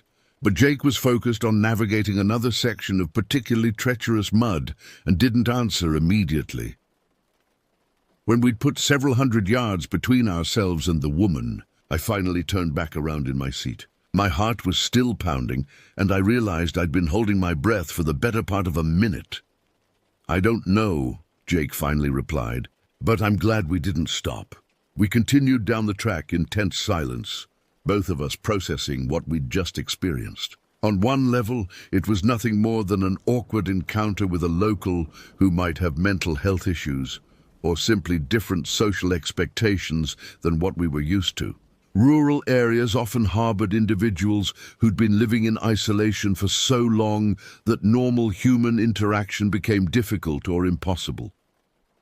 But on another level, something about the entire scene felt staged. The truck positioned just so beside the track, the woman standing in exactly the right spot to be visible from a distance, her immediate and unwavering focus on our vehicle as if she'd been expecting us. The more I thought about it, the more convinced I became that we'd stumbled into some kind of trap. Though what kind of trap, and for what purpose, I couldn't begin to imagine. Maybe she was just hoping for help, I offered, though I didn't believe it myself. Maybe, Jake agreed, but his tone suggested he wasn't buying that explanation either. We drove for another 15 minutes before either of us spoke again, too shaken by the encounter to engage in normal conversation. The track continued to wind through increasingly dense forest, and I found myself checking the side mirrors compulsively, half expecting to see that battered pickup truck following us, despite the impossibility of her getting it running and turned around in the time since we'd passed her. The rational part of my mind kept insisting that we were overreacting, that isolation and stress were making us paranoid about a perfectly innocent encounter. But my gut told a different story. My gut said we'd just had our first glimpse of something that didn't want to be understood, only avoided. Unfortunately, we were already too far committed to our route to turn back, and the woman now knew exactly which direction we were heading. The track finally opened into what might generously be called a clearing, though it was really just a spot where the trees had been knocked down by some long-ago storm and never replaced. Fallen logs created natural boundaries around an area roughly the size of a basketball court, covered in grass that had grown up wild and tall before being beaten down by rain and time into a mat that squelched underfoot. Jake parked the truck at the far end of the clearing, positioning it so we could make a quick exit if necessary, though I didn't realize at the time that this precaution was deliberate. Looking back, I think some part of him was already sensing that this place might not offer the peaceful retreat we'd been seeking. The ground was softer than it appeared, and every step we took left deep impressions that immediately filled with muddy water. Within minutes of unloading our gear, both of us were caked in mud up to our ankles, and the supposedly waterproof boots I'd spent a fortune on were proving to be anything but. "This is perfect," I said, trying to inject some enthusiasm into a situation that was rapidly proving to be less than ideal. No crowds, no noise, Just us and nature.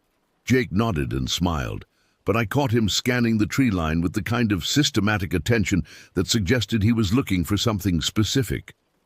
When I asked him about it, he claimed he was just checking for widowmakers, dead branches that might fall and cause injury, but his explanation felt rehearsed.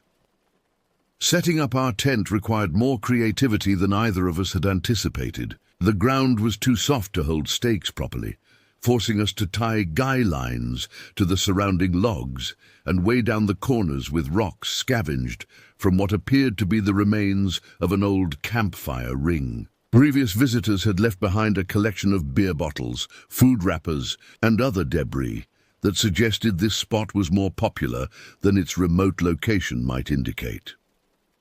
But it was the arrangement of that debris that first struck me as odd. Instead of being scattered randomly, the way trash usually accumulates at informal campsites, everything was positioned in neat piles at specific intervals around the clearing's perimeter, almost as if someone had been using the litter to mark boundaries or create signals that other people would recognize and understand. "Weird way to leave a campsite," I commented, kicking at a pile of cigarette butts that had been carefully arranged in a perfect circle around a beer bottle. Jake looked where I was pointing and frowned. Maybe they were trying to clean up but got interrupted. It was a reasonable explanation, but it didn't account for the deliberate precision of the arrangements. These weren't the random efforts of campers attempting to be responsible about their waste. Someone had spent time and thought organizing these piles, investing effort in creating patterns that served no practical purpose.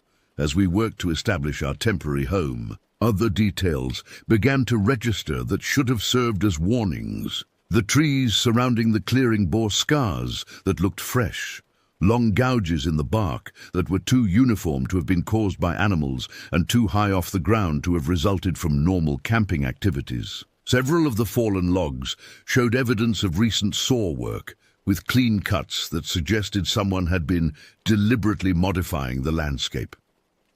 Most disturbing were the remains of previous campfires. Instead of a single fire ring that multiple visitors had used over time, the clearing contained at least 6 separate burn areas scattered around its perimeter.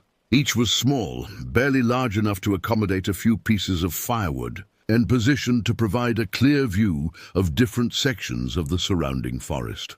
"Looks like this place gets more visitors than we thought," Jake observed. Though his tone suggested he wasn't entirely pleased by this discovery, I tried to remain optimistic. At least we know other people have camped here successfully. But even as I said it, I wondered about the definition of successfully. The evidence suggested that multiple groups had used this clearing, but there was something frantic about the way they'd arranged their camps. The scattered fire rings looked less like casual campsites and more like defensive positions, each one positioned to provide maximum visibility while remaining concealed from specific directions. We spent the afternoon organizing our gear and attempting to make the best of our soggy surroundings. The weather remained overcast and humid, creating the kind of oppressive atmosphere that makes even simple tasks feel exhausting. Sweat mixed with mud until both of us looked like we'd been rolling in a swamp, and the constant moisture made it impossible to feel clean or comfortable.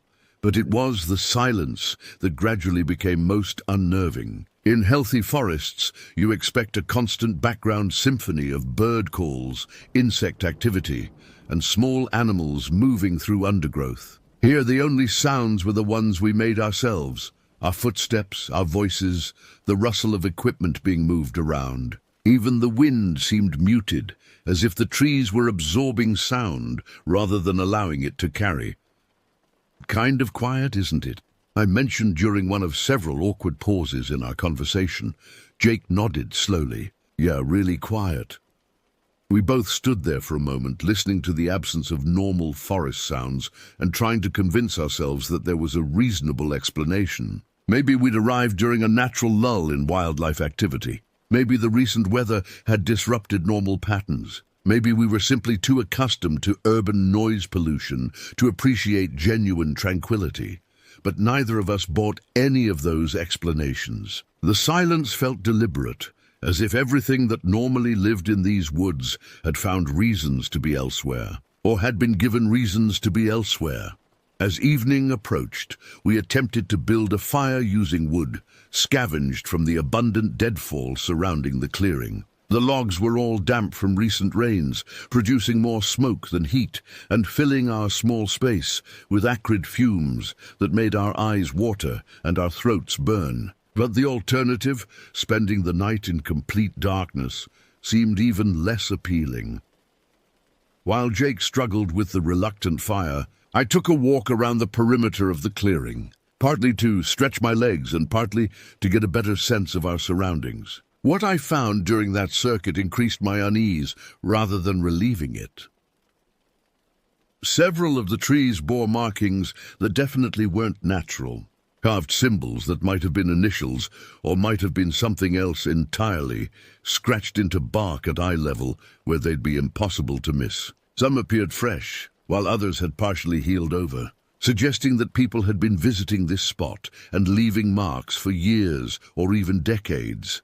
But it was the pattern of the markings that disturbed me most. They weren't randomly distributed around the clearing's perimeter.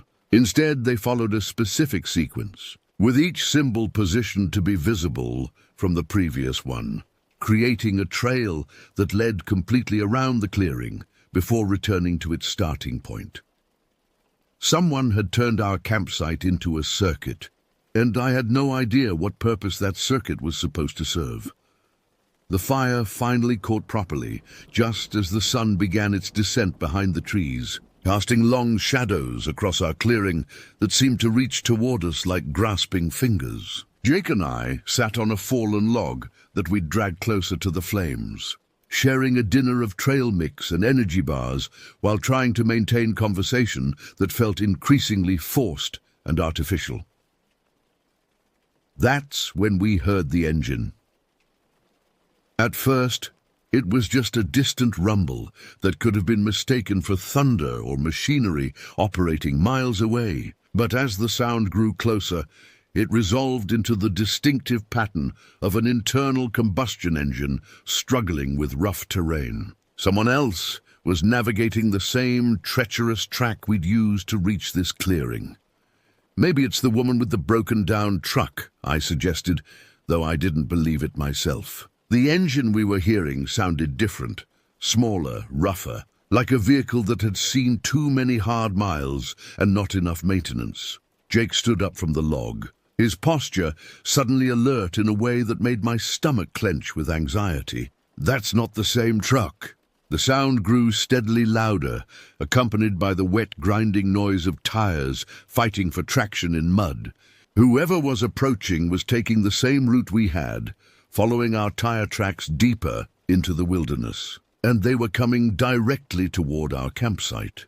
Within minutes, headlights appeared through the trees, two pale beams that swept back and forth as the vehicle navigated the worst sections of the track. The lights disappeared and reappeared as the route curved, but each time they returned, they were closer and brighter. "Should we put out the fire?" I asked, suddenly conscious of how visible our position had become in the gathering darkness. "Too late for that," Jake replied. "They already know we're here." The vehicle finally emerged from the tree line, a sedan that looked like it had been assembled from parts scavenged from several different cars. The front panel was a different color than the doors. The rear bumper was held in place with rope, and one headlight was significantly dimmer than the other, giving the entire vehicle a lopsided, threatening appearance. But it was the way the driver behaved that transformed this encounter from merely unusual to genuinely frightening. Instead of pulling into our clearing or stopping to introduce himself, the sedan crept past our campsite at walking speed. The driver, a shadowy figure whose features were impossible to make out through tinted windows, turned his head to stare directly at us as he passed. Not a casual glance or a friendly wave, but the kind of sustained, evaluating stare that made both Jake and me instinctively step closer to each other. The car continued down the track until its taillights disappeared around the next bend, leaving us alone with the crackling fire and a growing sense of unease. "What do you think that was about?" I asked, though I dreaded hearing Jake's answer. "I don't know, but I don't like it." We sat back down on our log, both of us facing the direction the car had gone and listening for any indication that it might be returning. The forest had returned to its unnatural silence, broken only by the occasional pop from our fire and the distant sound of the sedan's engine growing fainter as it continued deeper into the wilderness. 20 minutes passed without incident. We began to relax slightly, convincing ourselves that we'd simply encountered another camper who was looking for his own isolated spot to spend the night. Maybe he'd even been as startled to see us as we'd been to see him. Maybe the long stare had been nothing more than natural curiosity about fellow travelers in such a remote location. Then the headlights appeared again. This time, they were approaching from the opposite direction, suggesting that the driver had turned around somewhere ahead and was now retracing his route. But instead of simply passing our campsite a second time, the sedan slowed to a complete stop directly across from our fire. For several minutes, nothing happened. The car sat there with its engine idling roughly, its lone functioning headlight illuminating a section of forest on the far side of the clearing. The driver remained motionless behind the wheel, a dark silhouette that seemed to be studying us with the same unnatural intensity we'd encountered from the woman by the broken-down truck.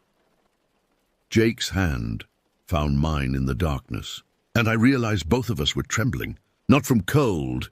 The night was still warm and humid, but from a fear that had no rational basis and no easy explanation. We were simply two young people camping in a public forest, and this was simply another traveler using the same road. There was no logical reason for the encounter to feel threatening, but logic had nothing to do with the primitive alarm bells that were screaming in both our heads. "What's he waiting for?" I whispered, though I was afraid that speaking too loudly might somehow provoke whatever was happening. "I don't know," Jake whispered back, and I could hear the tension in his voice. "Maybe we should go sit in the truck."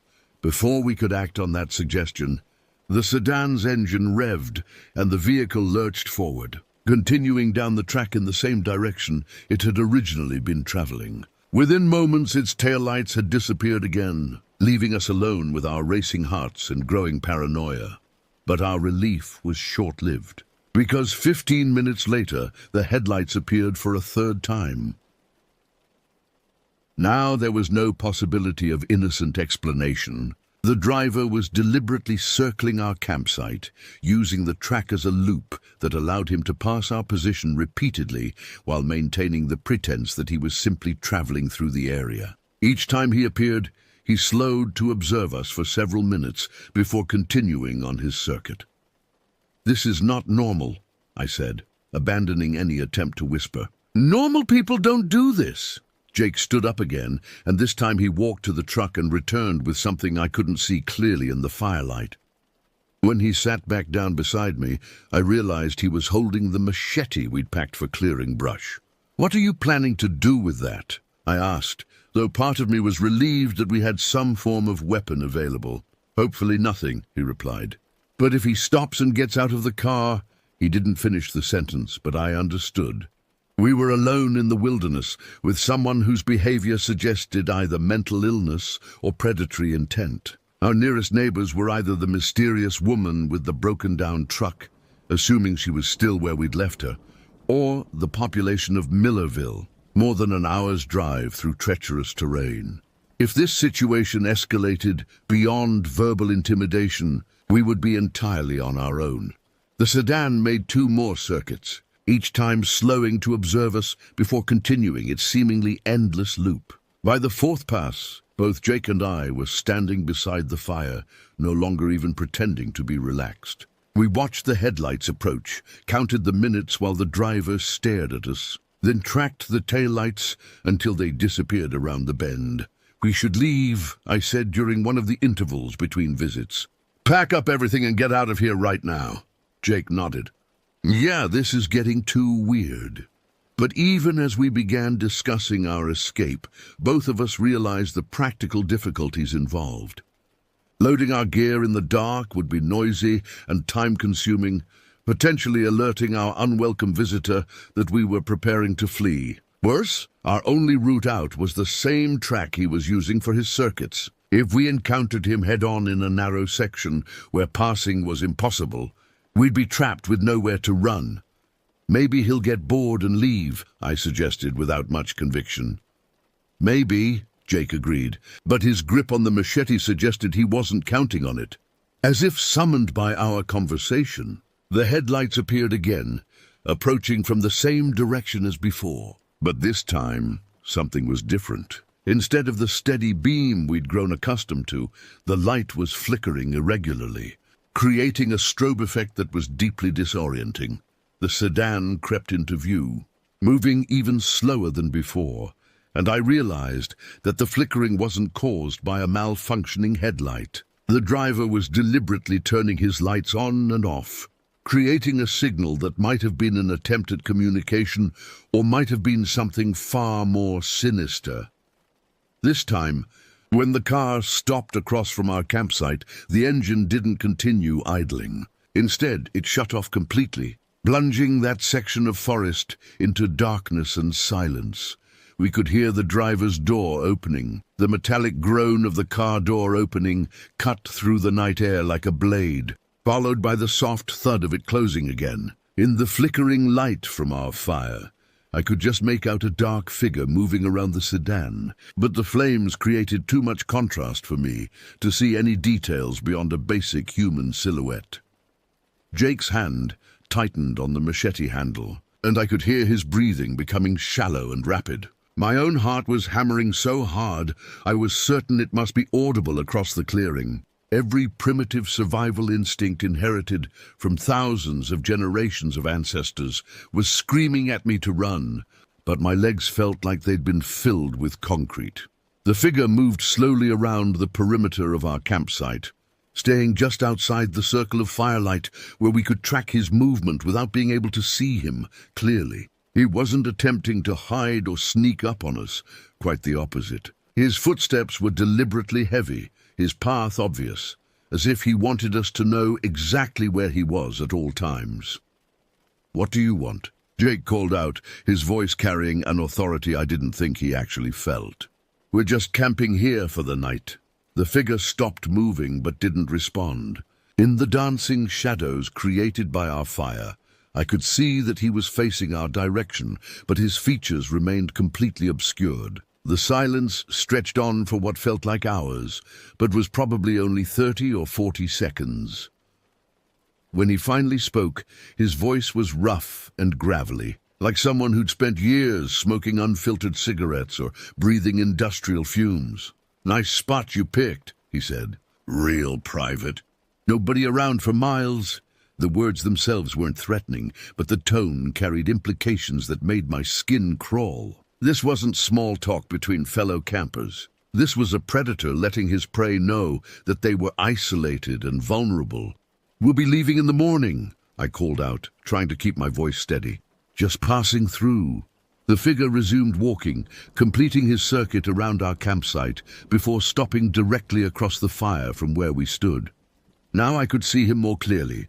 A tall, thin man wearing dark clothing that might have been military surplus or might have been work clothes that had seen too many years of hard use. His face remained in shadow, but I could see the gleam of eyes reflecting the firelight. "No rush," he said. "Stay as long as you like. I'm in no hurry." That last sentence sent ice water through my veins. It implied that he was planning to wait, to observe, to maintain his presence until... What was he waiting for? Jake stepped forward slightly, placing himself between the stranger and me. "Look, we don't want any trouble. We're just camping. If this is your spot, we can find somewhere else." The man tilted his head slightly, and I caught a glimpse of what might have been a smile. "Oh, this isn't my spot, but I know who uses it." The way he emphasized "uses" made it clear that camping wasn't the primary activity he was referring to. The careful arrangement of trash we'd noticed earlier, the multiple fire rings, the carved symbols on the trees, Suddenly, all of those details took on a much more sinister significance. "What do you mean?" I asked, though I wasn't sure I wanted to hear the answer. Instead of responding, the man reached into his jacket and pulled out something that caught the firelight. At first I thought it might be a weapon, but as he held it up, I realized it was a camera. An old-fashioned camera with a large lens and an electronic flash attachment. "Mind if I take a few pictures?" he asked. "For the records." "Records?" Jake's voice had climbed several octaves higher. "What kind of records?" The man raised the camera to his eye, and the flash went off with a brilliant white burst that left both of us temporarily blinded. By the time our vision cleared, he'd moved to a different position and was preparing to take another shot. "Stop that!" Jake shouted. But the man triggered the flash again, then again, moving around our campsite like a professional photographer documenting a crime scene.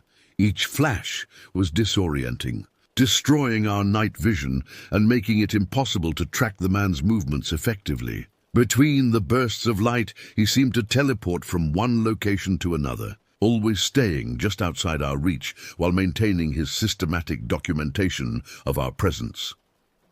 "Please stop," I begged, but he continued taking pictures with mechanical precision. The camera's electronic whir and the charging sound of the flash unit created a rhythmic pattern that was somehow more frightening than complete silence would have been. After what felt like dozens of photographs, the man finally lowered his camera and tucked it back into his jacket. In the aftermath of the repeated flashes, the fire seemed dimmer, and the surrounding darkness appeared to have crept closer to our small circle of safety. "That should do it," he said with obvious satisfaction. "Got some good shots. What are you going to do with those pictures?" I asked. "Share them with friends," he replied. "People who might be interested in your visit." The implications of that statement hit me like a physical blow. He wasn't working alone. Somewhere in this wilderness, other people were waiting for information about travelers who ventured into isolated areas. People who might be interested in knowing that two young campers had made themselves vulnerable in a location where help was impossible to summon. "We're leaving," Jake announced, his voice shaking with barely controlled fear. "Right now. Suit yourself," the man said. "But you might want to wait until morning.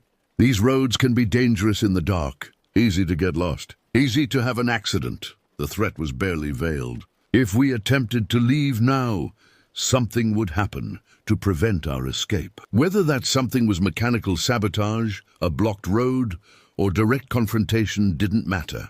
The message was clear. We were expected to remain in this clearing until whoever was coming to collect us arrived. "We'll take our chances," Jake said, but I could hear the uncertainty in his voice. The man shrugged. "Your choice. I'll be around if you change your mind." He turned and walked back toward his sedan, his footsteps crunching through the dead leaves and debris scattered around the clearing's perimeter. We heard the car door open and close, followed by the rough cough of the engine turning over, but instead of driving away, he simply sat there with the engine idling and the headlights pointed directly at our campsite. The message was unmistakable. He wasn't leaving. He was settling in for a long wait. Jake and I looked at each other across the fire, both of us understanding that our peaceful camping trip had transformed into something else entirely. We were no longer visitors to this wilderness. We were prey, trapped in an elaborate snare that we'd walked into voluntarily and now couldn't escape. "What do we do?" I whispered. Jake's eyes were fixed on the sedan's headlights, calculating distances and possibilities. "We pack up as quietly as possible. Then we make a run for it. What if he follows us? Then we drive as fast as we can and hope we reach the main road before he catches up." It wasn't much of a plan, but it was the only option we had. The alternative, waiting passively while unknown threats gathered in the darkness around us, wasn't really an alternative at all.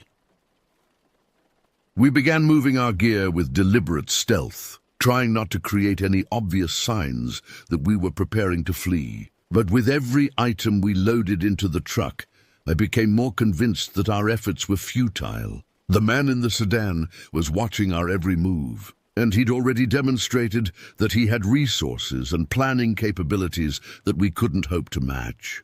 Worse, I was beginning to suspect that our current predicament was exactly what he'd been hoping to achieve.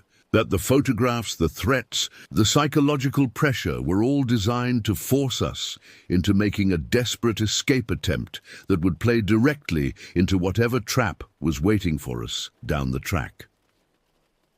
But staying wasn't an option either, because somewhere in the darkness beyond our fire, other people were almost certainly moving into position, guided by the photographs that documented our exact location and current status. We were going to have to run, even though running might be exactly what our hunters wanted us to do. We managed to load most of our gear into the truck without attracting obvious attention from our unwanted observer. The man in the sedan remained motionless, his headlights creating a steady glare that made it difficult to see anything beyond our immediate campsite. But I had the unsettling feeling that he was watching our every movement, cataloguing our preparations, and probably communicating our plans to others through means we couldn't detect.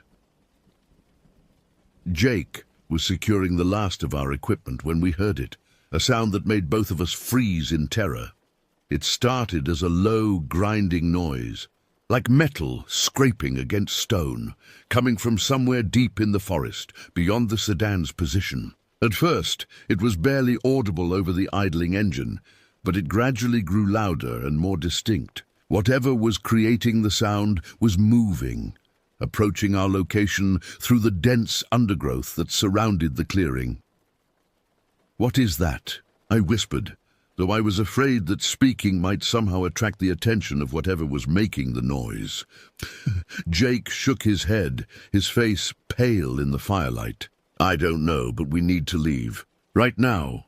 The grinding sound was accompanied by another noise, a rhythmic thumping that suggested something heavy being dragged across uneven ground. Together, the sounds created an audio signature unlike anything I'd ever heard, something that belonged in nightmares rather than real life. The man in the sedan must have heard it too, because his engine suddenly revved, and his headlights began moving as he repositioned his vehicle. But instead of driving away from the approaching sounds, he appeared to be moving closer to their source, as if coordinating with whatever was making its way through the forest. "They're working together," I realized with growing horror. "This is all planned." Jake grabbed my arm and pulled me toward our truck. "Get in. We're leaving right now." But as we reached the driver's door, the grinding sound suddenly intensified, joined by what could only be described as mechanical screaming, the sound of metal being torn apart by forces that had never been designed to work in harmony. Whatever was approaching was large, powerful, and apparently malfunctioning in ways that made its operation increasingly unstable. Through the trees, I caught a glimpse of light that was different from the sedan's headlights. This was a harsh, white glare that strobed irregularly, creating a disorienting effect that made it impossible to judge distances or directions accurately. The light was accompanied by clouds of what looked like smoke or steam, suggesting that the approaching machine was overheating or burning fuel at an unsustainable rate. "Oh God," Jake breathed, and I followed his gaze to see what had captured his attention. At the edge of the clearing, barely visible in the chaotic mix of firelight and strobing glare, something was emerging from the forest. At first, I thought it might be another vehicle, some kind of all-terrain machine capable of navigating terrain that would be impossible for normal cars or trucks. But as more of it became visible, I realized that I was looking at something that had never been designed for transportation. It was a collection of mechanical parts that seemed to have been welded together without regard for engineering principles or safety considerations. Pieces of farm equipment were combined with automotive components and industrial machinery in ways that created a nightmare amalgamation of metal, rubber, and exposed electrical systems. The entire contraption moved on treads that looked like they'd been salvaged from military vehicles. But the treads themselves had been modified with additional metal plates and what appeared to be cutting implements.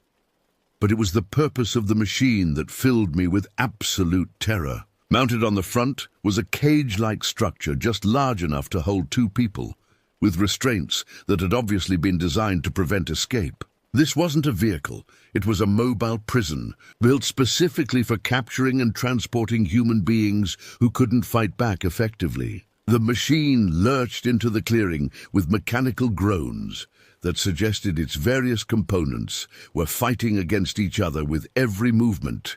Sparks flew from exposed electrical connections, and the thick black smoke pouring from its exhaust system created a toxic cloud that made my eyes water and my throat burn. Behind the controls sat a figure wearing what looked like military surplus gear and a gas mask that concealed his entire face. He operated the machine with practiced efficiency, suggesting that this wasn't the first time he'd used it for its intended purpose. "Run!" Jake shouted, but I was already moving toward our truck. We threw ourselves into the cab, and Jake turned the key, but instead of the reliable rumble of our engine, we heard only a weak clicking sound. He tried again with the same result, then a third time before the horrible truth became obvious. "Someone tampered with our truck," he said, his voice barely audible over the approaching machine. I looked through the windshield and saw the man in the sedan climbing out of his vehicle. In the chaotic light, I could see that he was smiling, the same horrible expression we'd encountered on the woman by the broken-down truck. This had all been planned from the moment we'd first appeared on their remote road. Every detail had been orchestrated to drive us to this exact spot, where we'd be trapped with no possibility of escape. The mechanical monstrosity was now close enough that I could see its operator clearly. The gas mask couldn't conceal the fact that he was staring directly at us, his head turning to track our movements with mechanical precision. The cage, mounted on the front of his machine, was already open, its restraints positioned to accommodate 2 people of approximately our size. Jake tried the ignition one more time, and miraculously the engine coughed to life. But our relief was short-lived, because the mechanical creature had positioned itself to block our only exit from the clearing. Its operator was revving the engine, creating clouds of noxious smoke, while demonstrating the various cutting implements attached to the machine's treads. "Back up," I said. "Go through the forest." "The trees are too close together," Jake replied, but he was already shifting into reverse. "We'll get stuck." "Better than getting caught," I said. And he nodded grimly. We began backing toward the tree line, our headlights illuminating a maze of trunks and undergrowth that looked impossible to navigate. But impossible was better than certain capture, and the mechanical monstrosity was already moving to intercept us. Behind us, I could hear the sound of branches scraping against our truck's sides and roof. Several times, we had to stop and maneuver around obstacles that would have blocked our progress entirely. But somehow, we managed to penetrate the forest far enough that the pursuing machine couldn't follow. At least, not immediately. The sound of chainsaws starting up told us that our pursuers weren't giving up easily. They were simply switching to different tools, ones better suited for clearing the path we'd used to escape. "They're going to cut their way through," I said, watching the strobing lights moving through the trees behind us. "They're going to follow us." Jake found a space wide enough to turn around, and we began moving deeper into the forest, using what appeared to be an old deer trail to navigate between the largest trees. Our headlights carved a narrow tunnel through the darkness, but beyond that tunnel, we could hear the sounds of our pursuers getting closer with every passing minute. The chainsaws were making quick work of the obstacles that had temporarily saved us. Soon, the mechanical prison would be mobile again, and it would be following our tracks through terrain where our truck's advantages were minimal and our options for escape were rapidly diminishing. We needed to find a way back to the main road, but we were lost in a wilderness that was controlled by people who knew every trail, every shortcut, every dead end that might trap unwary travelers, people who had obviously been hunting human prey in these woods for far longer than we'd realized. Our truck bounced and lurched through the forest, following what might charitably be called an animal trail, but was really just a slightly less dense arrangement of trees and undergrowth. Branches scraped against our windows with sounds like fingernails on chalkboard, and several times we had to stop completely while Jake maneuvered around fallen logs that blocked our path entirely. Behind us, the sound of chainsaws was getting steadily closer, accompanied by the mechanical roar of the pursuing machine as it forced its way through obstacles that would have stopped normal vehicles. Our brief head start was evaporating rapidly, and it was becoming clear that our pursuers knew this terrain far better than we did. "There!" I shouted, pointing to what looked like a wider gap between trees about 50 yards ahead. That might be another road. Jake accelerated toward the opening, our truck's engine screaming as it fought for traction on the uneven ground. We burst through the gap and found ourselves on what was definitely a road, not much of one, but a genuine dirt track that had been carved out of the forest specifically for vehicle traffic. "Which way?" Jake asked, the truck idling while we tried to get our bearings. To our left, the road curved away into darkness, following what appeared to be a natural valley between hills. To our right, it climbed steeply upward, disappearing over a ridge that might offer a view of the surrounding area. Both directions were unknown quantities, but at least they were actual roads, rather than the maze of animal trails we'd been navigating. The decision was made for us when lights appeared through the trees behind our position. Our pursuers had reached the road and were now fully mobile again. The mechanical monstrosity emerged from the forest like something from an industrial nightmare, its various components sparking and smoking as the operator pushed it beyond its design limits. "Go left," I said. "Downhill should be easier on the truck." Jake floored the accelerator, and we shot down the declining road with a speed that was probably reckless given the conditions. But reckless was better than captured, and the sounds behind us suggested that our pursuers were gaining ground, despite their machine's obvious mechanical problems.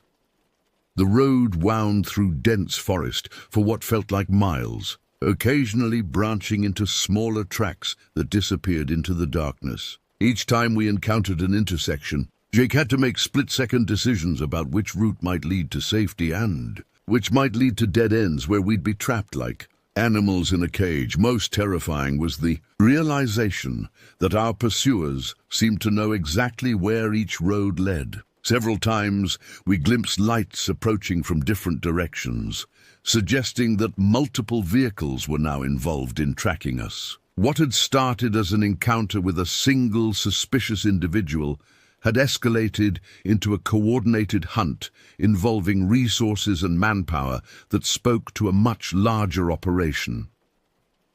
"They're herding us," I realized with growing horror. "They know where these roads go. They're forcing us towards something." Jake's knuckles were white where he gripped the steering wheel, his attention divided between navigating the treacherous road and monitoring the mirrors for signs of pursuit. "What do you mean?" "Think about it," I said, my mind racing as pieces of the puzzle clicked into place. The woman by the broken truck. She was positioned to make sure we went down the right road. The man with the camera.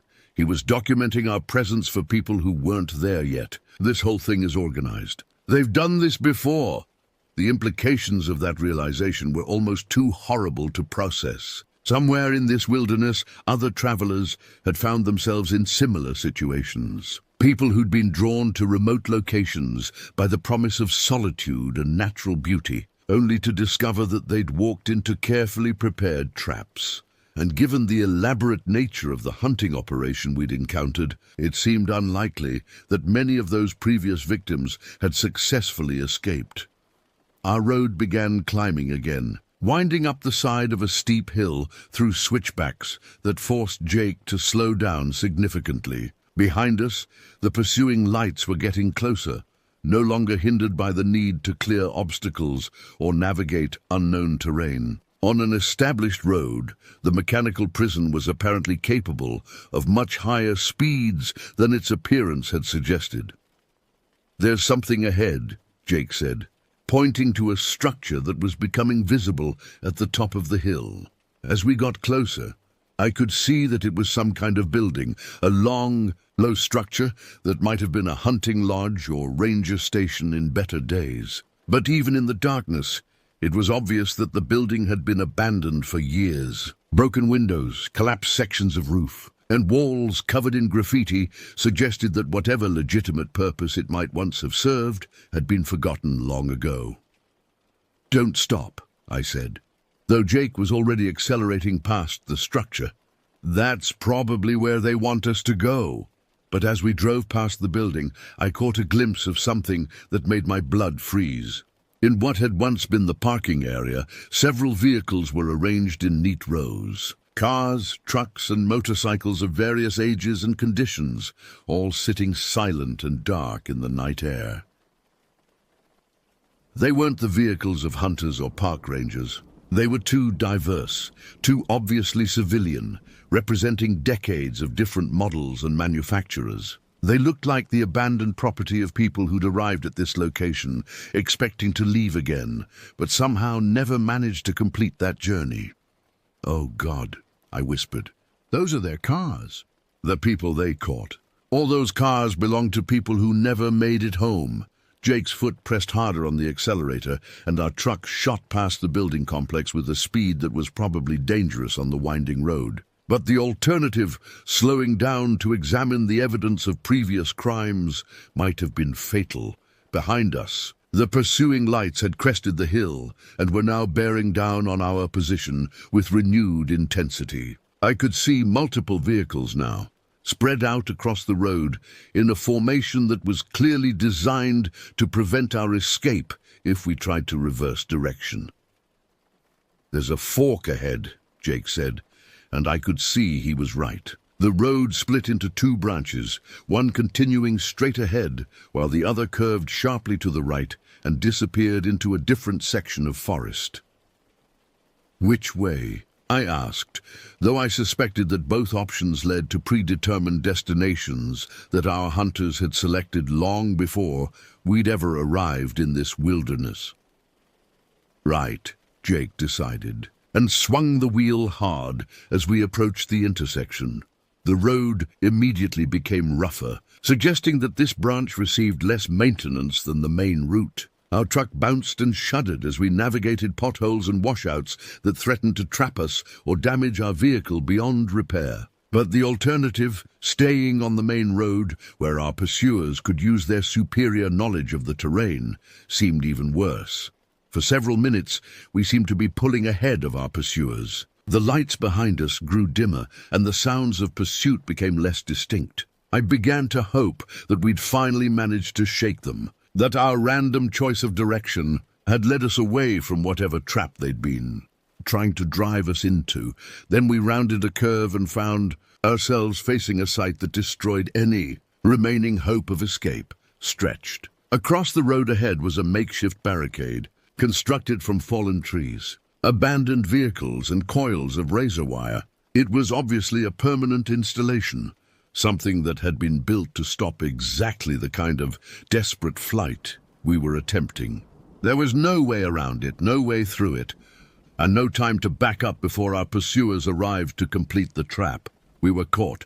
Jake slammed on the brakes, and our truck skidded to a stop less than 10 feet from the barricade. In the glare of our headlights, I could see that the obstacle had been constructed with professional efficiency. Multiple layers of barriers were designed to stop vehicles of any size, while the razor wire would prevent anyone from attempting to climb over or crawl through gaps.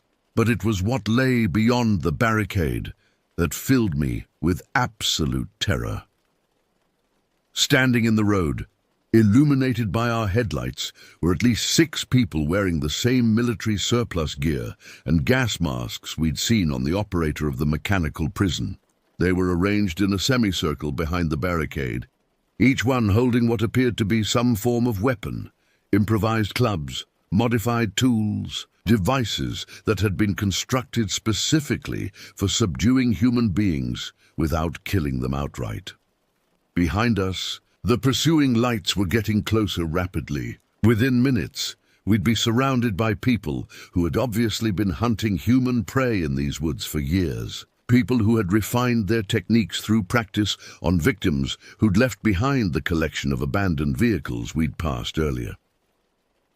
"What do we do?" I asked, though I already knew there were no good options remaining. Jake's hands were shaking as he gripped the steering wheel. "I don't know. I don't know." The engine of the mechanical prison was clearly audible now, accompanied by the sound of multiple other vehicles approaching our position. Our hunters had successfully driven us into a killing ground where escape was impossible and resistance would be futile. But as we sat there in paralyzed terror, waiting for whatever came next, I noticed something that gave me a fragment of hope. To our right, barely visible in the darkness beyond our headlights, was what looked like a footpath leading away from the road. It was too narrow for vehicles, too steep for the mechanical prison. But it might be possible for two people to navigate on foot if they were desperate enough to try. "The path," I whispered to Jake. "To the right. We can run." He looked where I was pointing and nodded slowly. "It's our only chance." We agreed on a plan that was simple and probably suicidal. When I gave the signal, Jake would flash our headlights to blind the people behind the barricade. Then we'd throw open our doors and run toward the path. If we were lucky, the sudden light and our unexpected movement would create enough confusion to give us a few seconds head start. If we were unlucky, we'd be captured or killed within yards of our truck. "Ready?" I asked. "Ready," Jake replied, his hand hovering over the headlight switch. I took a deep breath, counted to 3 and shouted, "Now!" Jake flashed the headlights repeatedly while we threw ourselves out of the truck and sprinted toward the barely visible path. Behind us, I could hear shouting and the sound of people climbing over the barricade, but the sudden light had indeed created momentary confusion. The path was even steeper than it had appeared, winding up the side of a rocky slope that would have been challenging to navigate in daylight with proper equipment. In darkness, wearing inadequate footwear and carrying nothing but the clothes on our backs, it was almost impossible. But impossible was better than certain capture, so we climbed. Behind us, the sounds of pursuit were growing fainter as our hunters discovered that their vehicles couldn't follow us up the treacherous slope. But I could hear voices calling back and forth, organizing a search that would probably resume at first light, with people on foot who knew the terrain far better than we did. We climbed for what felt like hours, stopping only when exhaustion forced us to rest for a few minutes before continuing upward. Several times, the path seemed to disappear entirely, forcing us to feel our way through loose rock and thorny undergrowth that tore at our clothes and exposed skin. But gradually, the eastern sky began to lighten, and we found ourselves looking down into a valley that contained what appeared to be a legitimate road, not a hunting trail or a dead-end track, but an actual paved road with occasional traffic moving in both directions. "Civilization," Jake said, and I could hear the tears in his voice. It took us another hour to descend the far side of the slope and reach the road, where we flagged down a passing motorist who agreed to drive us to the nearest town with a police station. By the time we'd given our statements and guided law enforcement back to the area where we'd encountered our hunters, everything had vanished. The barricade was gone. The abandoned vehicles had been removed, and the mechanical prison was nowhere to be found. Even our own truck had disappeared, leaving no evidence that any of the night's events had actually occurred. The police were polite but skeptical. Our story sounded like the product of exhaustion and imagination, and without physical evidence to support our claims, there was little they could do beyond filing a report that would probably never be investigated further. But I know what we experienced that night was real. Somewhere in the wilderness areas of northern Pennsylvania, people are hunting human beings for sport or profit or reasons that I don't want to understand. They're using isolated camping areas as traps, luring travelers into situations where escape becomes impossible and help is too far away to matter. The woman by the broken-down truck, the man with the camera, the operator of the mechanical prison, they were all part of an organization that has been perfecting its techniques for years. The collection of abandoned vehicles we glimpsed suggests that many people have fallen victim to their operation. People whose disappearances were probably attributed to getting lost in the wilderness or having accidents on remote roads. Jake and I were lucky. We escaped because we recognized the danger in time and were willing to abandon everything we owned to preserve our lives. But I think about the other travelers who might not be so fortunate, people who trust too easily or hesitate too long when confronted with situations that trigger every primitive alarm their ancestors evolved to keep them alive. I never went camping again. The idea of deliberately placing myself in isolated locations where help is unavailable has lost all appeal. But sometimes, late at night when sleep proves elusive, I find myself wondering about those hunters. Are they still operating in the same area? Have they refined their techniques further? How many more vehicles have been added to their collection since that night in August 2019? And most disturbing of all, I wonder if what we encountered was an isolated group of predators taking advantage of a remote location, or if similar operations exist in wilderness areas across the country, connected by networks of communication and shared expertise that would make them almost impossible for law enforcement to detect or stop. The forests are vast, and there are so many places where people can disappear without a trace. So many roads that lead nowhere, and so many travelers who trust too easily in the basic decency of strangers they encounter far from the safety of civilization. Some nightmares, I've learned, are too real to wake up from. They follow you home and take up permanent residence in the dark corners of your mind, where they wait patiently for moments of weakness, when they can remind you that the world contains horrors that most people never imagine and pray they never encounter. But they're out there, in the forests, in the darkness, waiting for the next unsuspecting travelers who think that isolation equals safety, and that the worst thing that can happen in the wilderness is getting lost or having mechanical trouble with their vehicle. If you ever find yourself on remote roads where cell phones don't work and help is hours away, remember our story. Trust your instincts when situations feel wrong, even if you can't articulate why. Don't let curiosity or the desire to help others override the primitive warnings that have kept our species alive through millennia of avoiding predators that hunt in the dark places of the world. And if you ever encounter a woman standing beside a broken-down truck who smiles at you in a way that makes your skin crawl, don't stop to help. Just drive away as fast as you can and don't look back, because some people aren't looking for assistance. They're looking for victims, and in the deep wilderness, far from witnesses and rescue, they've learned that victims are surprisingly easy to find among travelers who believe that other people share their basic humanity and moral constraints.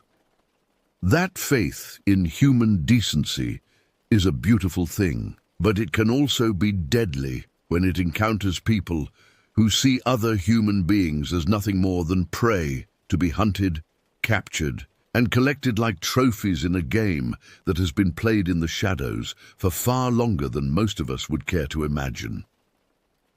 The sun came up that morning, as it always does, but it rose on a world that I understood differently than I had the day before.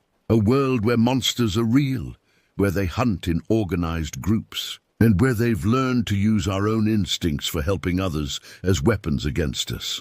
You see, survived because I was lucky, and because Jake was brave enough to take chances that probably should have killed us both. But luck runs out, and bravery isn't always enough when you're facing people who have made hunting human beings their profession. So be careful out there. Be very, very careful, because they're still out there, somewhere in the darkness between the trees. waiting for the next travelers who venture too far from safety in search of adventure and solitude. And next time, those travelers might not be as fortunate as we were.